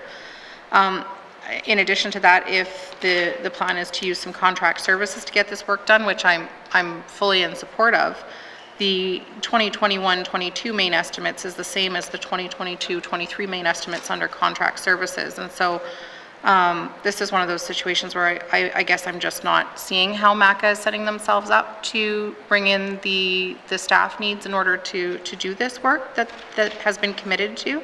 And I know that this work too has kind of been passed from multiple different deputy ministers, and so I acknowledge that this deputy minister is receiving this backlog, but it still is a commitment of what the Assembly would like to see done. In addition to that, there's been a lot of talk about the municipal funding formula and reviewing that with N.W.T, and so is that work also expected to come out of this division as well? Thank you.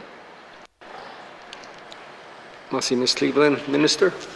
Thank you. I hear the members' concerns, and I have to say, with new deputy minister and new director, we've come up with a very good plan, and I think we're going to be able to achieve this.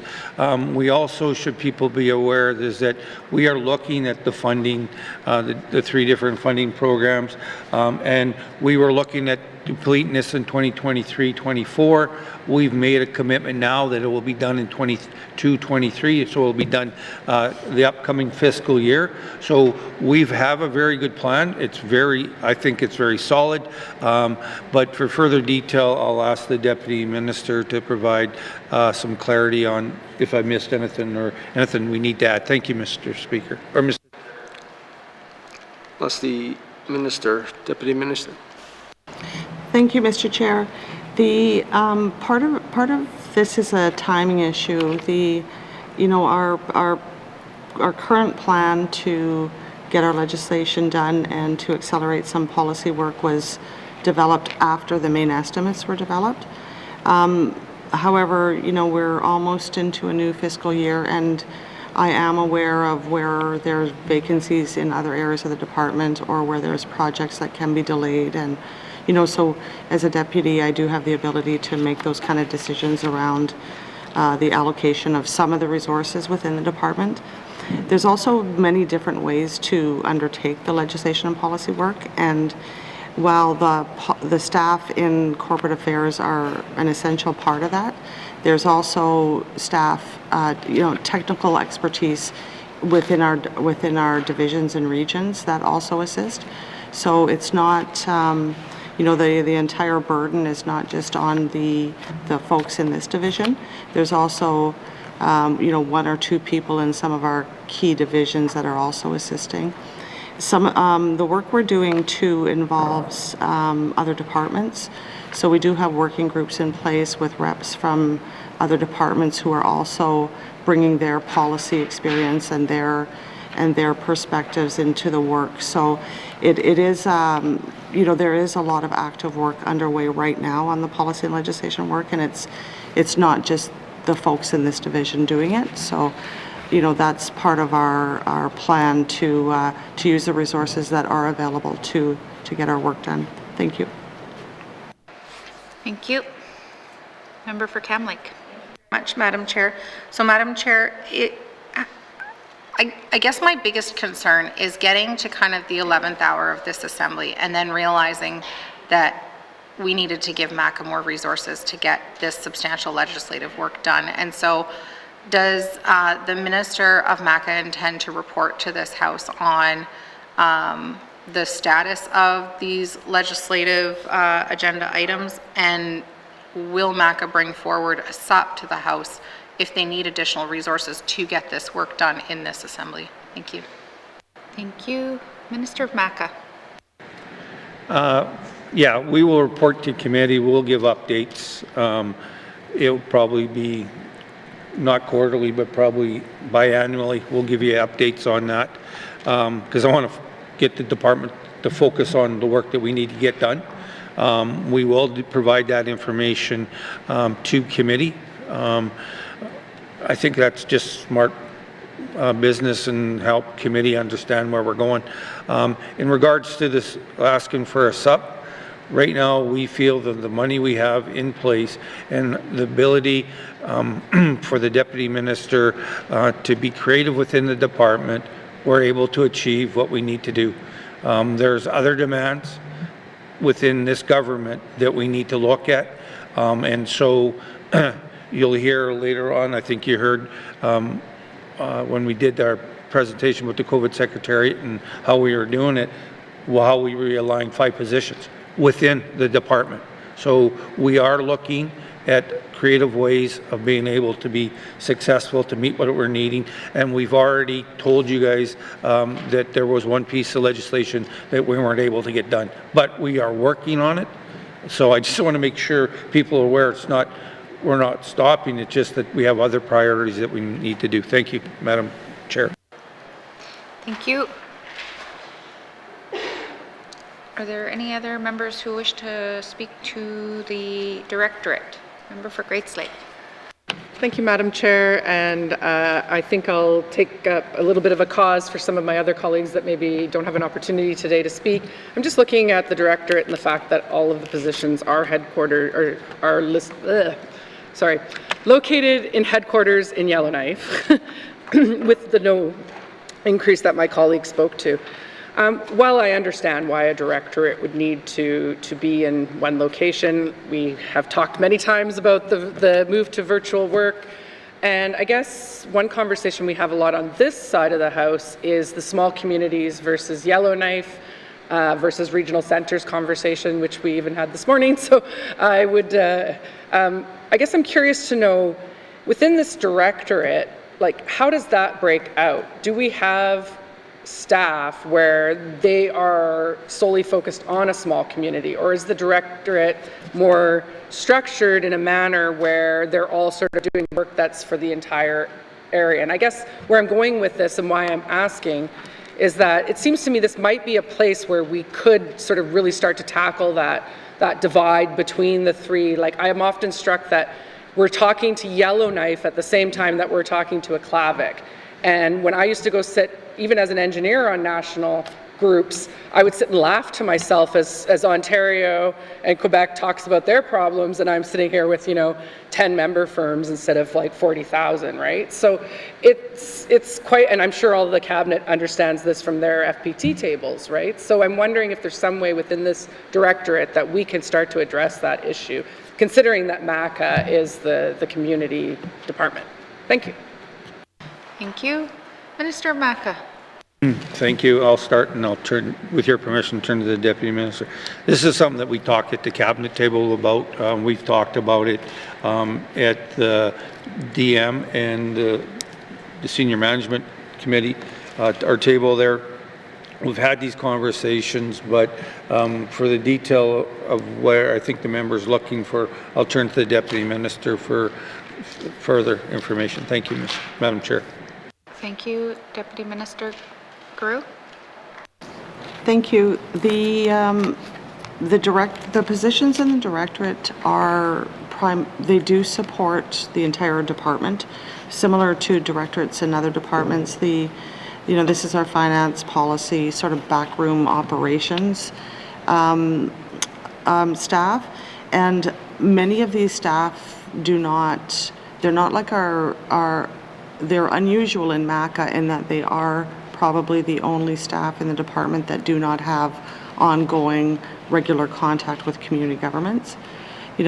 So what these folks do is they support our regional superintendents and our directors in their work with community governments. So, and also, like other directorates, provide support to myself and the minister and cabinet and FMB through the minister. So that's primarily the work these staff do. Thank you. Thank you. Member for Great Slave.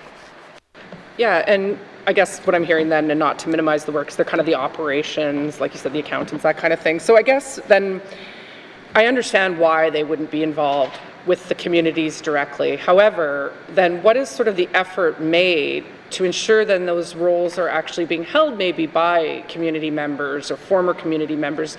And the reason I say that is that in every aspect of our work, that lived experience, that, you know, anytime anybody making decisions for the North has had more experience in a small community, they're going to make a better decision for the North. So I guess my question is, what kind of recruitment or strategy is there to ensure that, you know, those types of positions are filled by community members, even if they're not in communities? Thank you. Thank you. Minister of MACA. Thank you. So I can tell you that, you know, what we encourage is community regional experience that really helps at headquarters. You know, unfortunately, sometimes the positions that we have within the organization, when people apply, they may not have that community or regional experience. So our priority has always been to try to get community and regional people into headquarters where possible, especially because I agree with the member, what better way to be able to do things and understand things if you understand it from the community regional aspect of things. I know, and I can just use my experience from the sport and rec side, that's how it used to be all the time. You had to have community experience before you moved into regional or headquarters. So we've been able to do that. Some of the superintendents that have moved on to headquarters have had that community regional experience, and it does build to the capacity. So yeah, very much so we look at that, but we want to get the best person for the job, and sometimes the best person for the job may or may not have that community regional experience. But we've been very fortunate, I would say. Everybody that I've seen, the new hires recently, has been community or NGOs or regional experience moving forward. So hopefully that answers the question the member's looking for. Thank you, Madam Chair. Thank you. Member for Great Slave. Thank you, Madam Chair. And I know that the minister's constituents will remind him if he's not, you know, promoting and championing community people getting into these positions. I guess that leads me to ask then about the department's involvement with the Indigenous Gateway program, and how much does the department really utilize that? Because I do see MACA as being a department that very much is one where the work could be trained, not so much like ENR in your other hat has some very specific, you know, scientific, years of study type roles, but MACA, you know, there are a lot that we could be training in. And I worried, like we've said many times, that we're keeping good people out just because they don't have that capacity or that training or that experience, that paper, right? And I know my colleague that's sitting in the chair right now has commented already this session that we need to be looking at the pool of candidates available and then, you know, working backwards from that to get them into these positions versus, oh, sorry, you don't meet our very specific criteria. So maybe, and I do note that the department has one of the higher targets for Indigenous hiring of all of it's ambitious. So maybe the minister of the department can speak a little bit to, are they one of the bigger departments using the Indigenous Gateway program? Is there a way that that could be more fostered? Maybe any comments around that? Thank you, Madam Chair. Thank you. Minister of MACA. For that clarity, I'll turn to the Deputy Minister. Thank you. Thank you. Deputy Minister Grew. Thank you. Unfortunately, I don't have my numbers with me, but yes, we do frequently make use of that program, and as well as the other Indigenous recruitment and retention programs offered by Human Resources. I can tell you that the last, I would say probably, you know, 5 or 6 regional competitions that I've seen have been local hires, you know, from the region or from the community. It's something that we do take very seriously, and We do, our perspective is we want to hire staff with regional experience, whether that's with an NGO or an Indigenous government or community government or federal government, who have had that experience and understand the realities faced by community governments. So it is really something that the regional superintendents and folks in headquarters look actively at. Thank you. Thank you. Member for Great Slave. Thank you, Madam Chair, and I appreciate both the Minister and the Deputy Minister's responses on the last couple of questions here. And I do have faith that this is a department that is looking to do things right. I'm just looking at the contribution funding, and I'm going blind here. It is pretty stagnant for the partners, and there's good work there. The Association of Communities, the LGANT, which has been mentioned before, and the Arctic Energy Alliance. Again, I see this as a great way to sort of stimulate economies as well in communities, because I'm assuming if LGANT is being provided money, then they're turning around and offering programs or training or something for a community. So can the Minister speak to whether this is fully subscribed? Is it one that's always, they get it, it's set, or is it sort of, I'm assuming they don't have to do a proposal every year for the work or for the money. And do we see a need to add more money here or come back for more later? Thank you. Thank you. Minister of Maca. No, thank you. So my understanding is fully just subscribed. We utilize it there.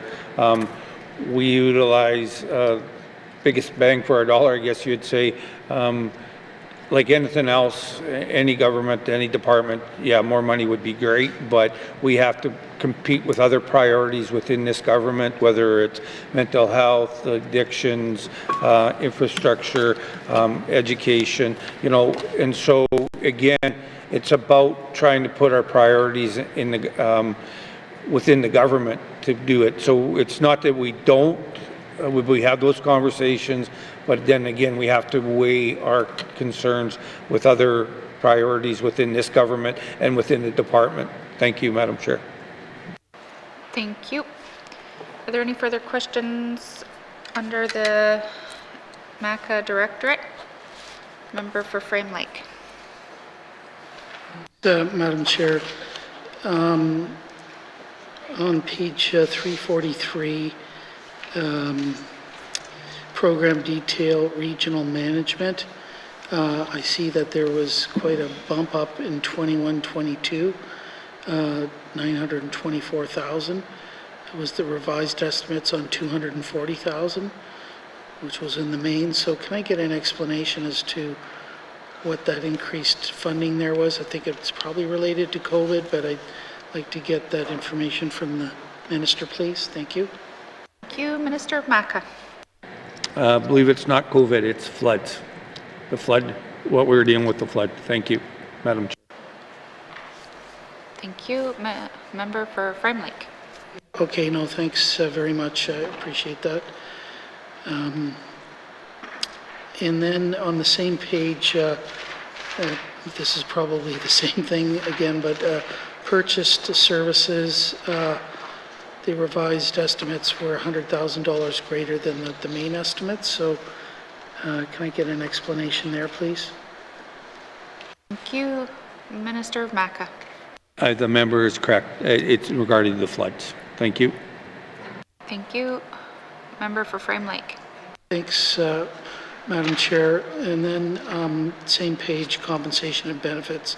There's a $600,000 increase in the revised estimates over what was in the mains. And I presume it's probably, again, flood related, but maybe the Minister could provide some details as well about what sort of staffing increase happened during the flooding last spring. Thanks, Madam Chair. Thank you. Minister of Maca. Yeah, so the member is correct. It's flood related. For the detail of what we did and how we were able to address it, I will turn to the Deputy Minister with your permission. Thank you. Thank you. Deputy Minister Grew.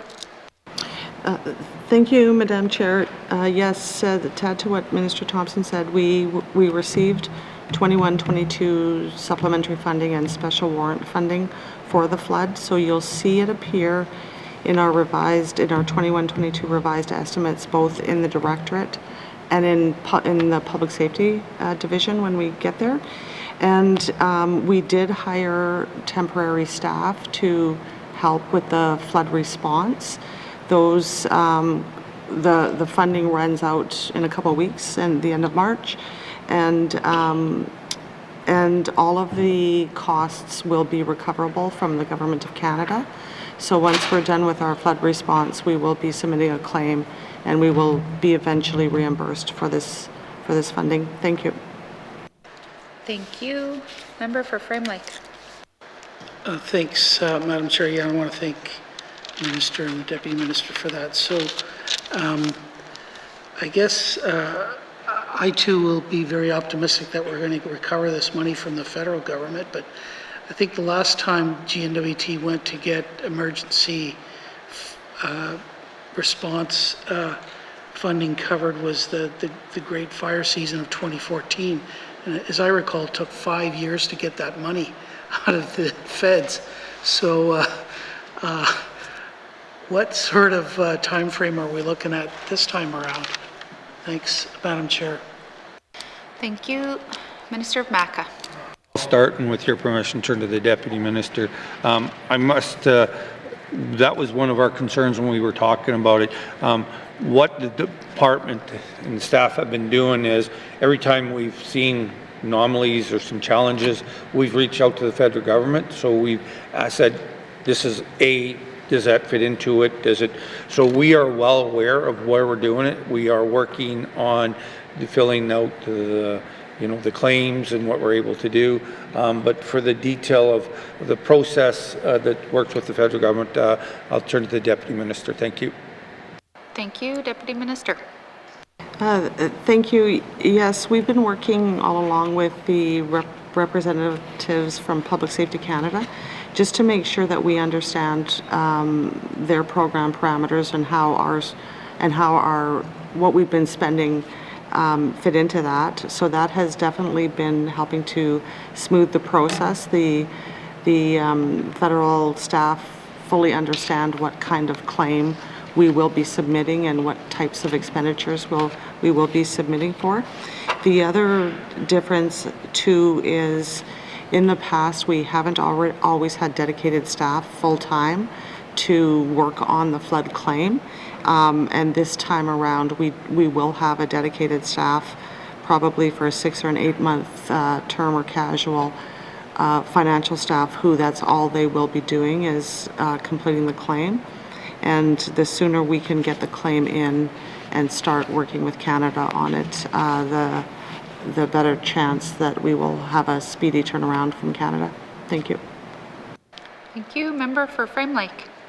Thanks, Madam Chair. And I realize we may be sort of slipping over into some of the stuff in the next section, but the directorate's responsible for managing, I think, a lot of this flood relief and emergency response stuff. So what are we doing in anticipation of another potential flood in this upcoming year? Yeah, let's start with that. Thanks, Madam Chair. Thank you. Minister of MACA. I only got 3 minutes and 42 seconds. Well, try not to use all your time, the member. So we have developed a planning process.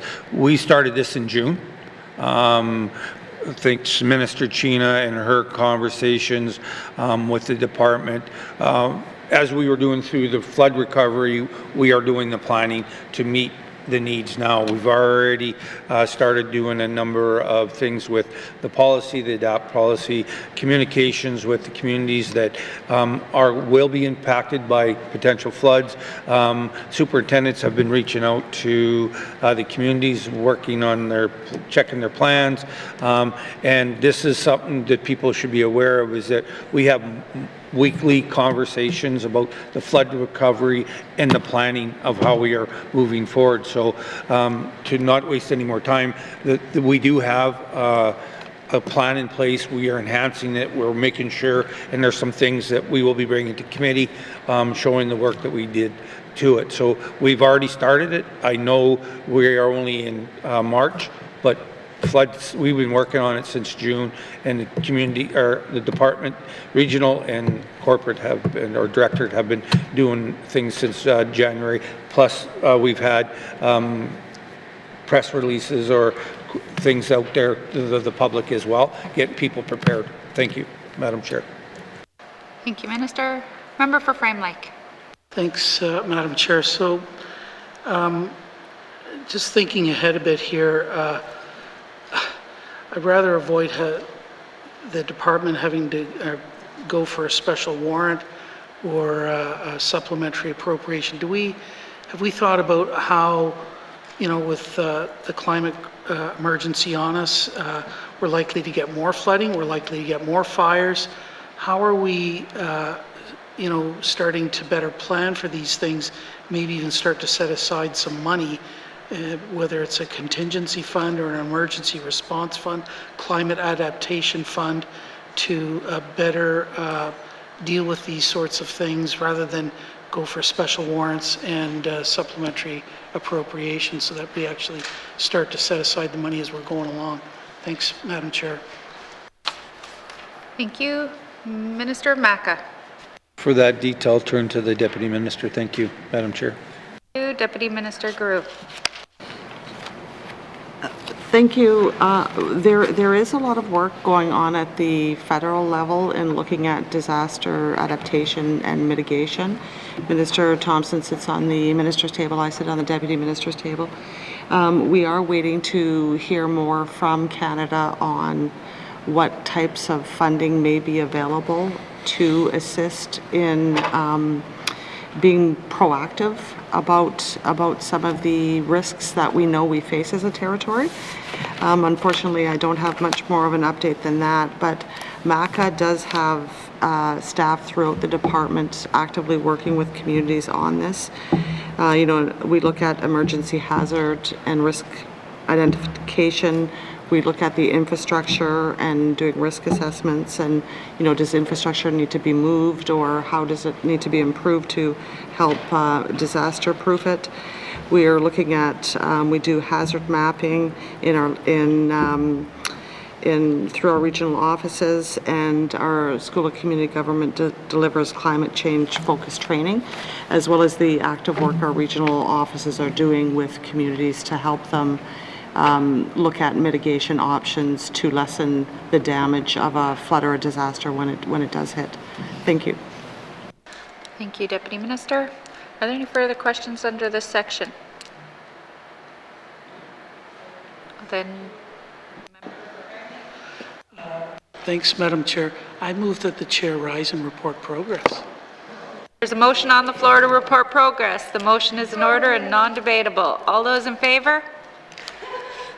Opposed? Motion carried. I will now rise and report progress.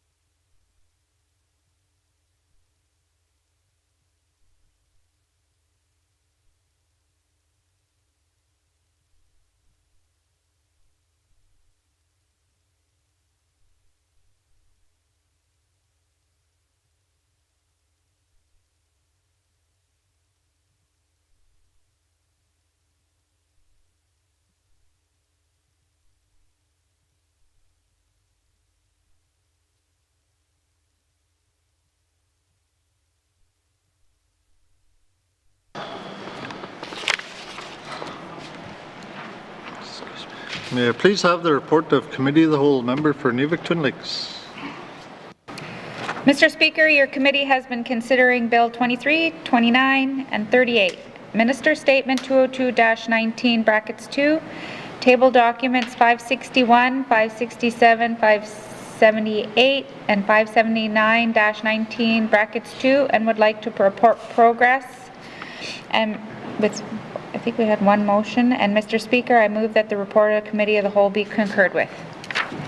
Thank you, member for N.W.T. Lakes. Do we have a seconder? Member for Great Slave. All those in favor? All those opposed? Any abstentions? Motion's carried. Third reading of bills. Third reading of bills. Order! Order!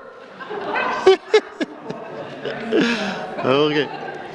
Third reading of bills. Third reading of bills. Madam Clerk, orders of the day. Indaidze edani legedi ha wekeati. Edainzeke detocho za di nakelemi huno datson nake ho hote. Hayat eti kaode hayati eketet sodon hayati indi kaode dawat ike ile gotson nagode. Haton gogagekwe gizi hat edi asiwek edzon as at ei kaode daget eke nitlet da et eke indi nitlet da et ike inle gotson nagogede. Commissioner Wayati e hayat eti goizi da asit eke nawode weronginda wegodi standing aids on special committee on amigodi wets on donate à la nitle gigada ra negele. Nawo wek edzon ra yati nit a aqueslon nawo nitle wek edzon ra hat edi. Nawo hosle aqueslon nawo nitle wek eati nanke ton nawo nitle wek eati nawo ala weron segeti ha ho nitle nano datson tai, nitle nano datson luton, nitle nano datson, tano datson ek edi, kaode hayati di quenon datson nake, kaode hayati, deketle silai queno datson eketon datson itle, deketle silai queno datson eke tai. Deketle silai queno datson sondi datson.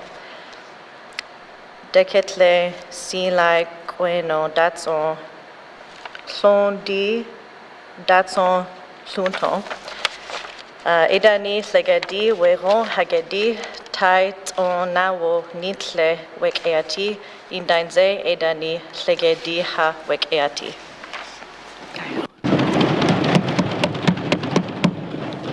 Thank you, Madam Clerk.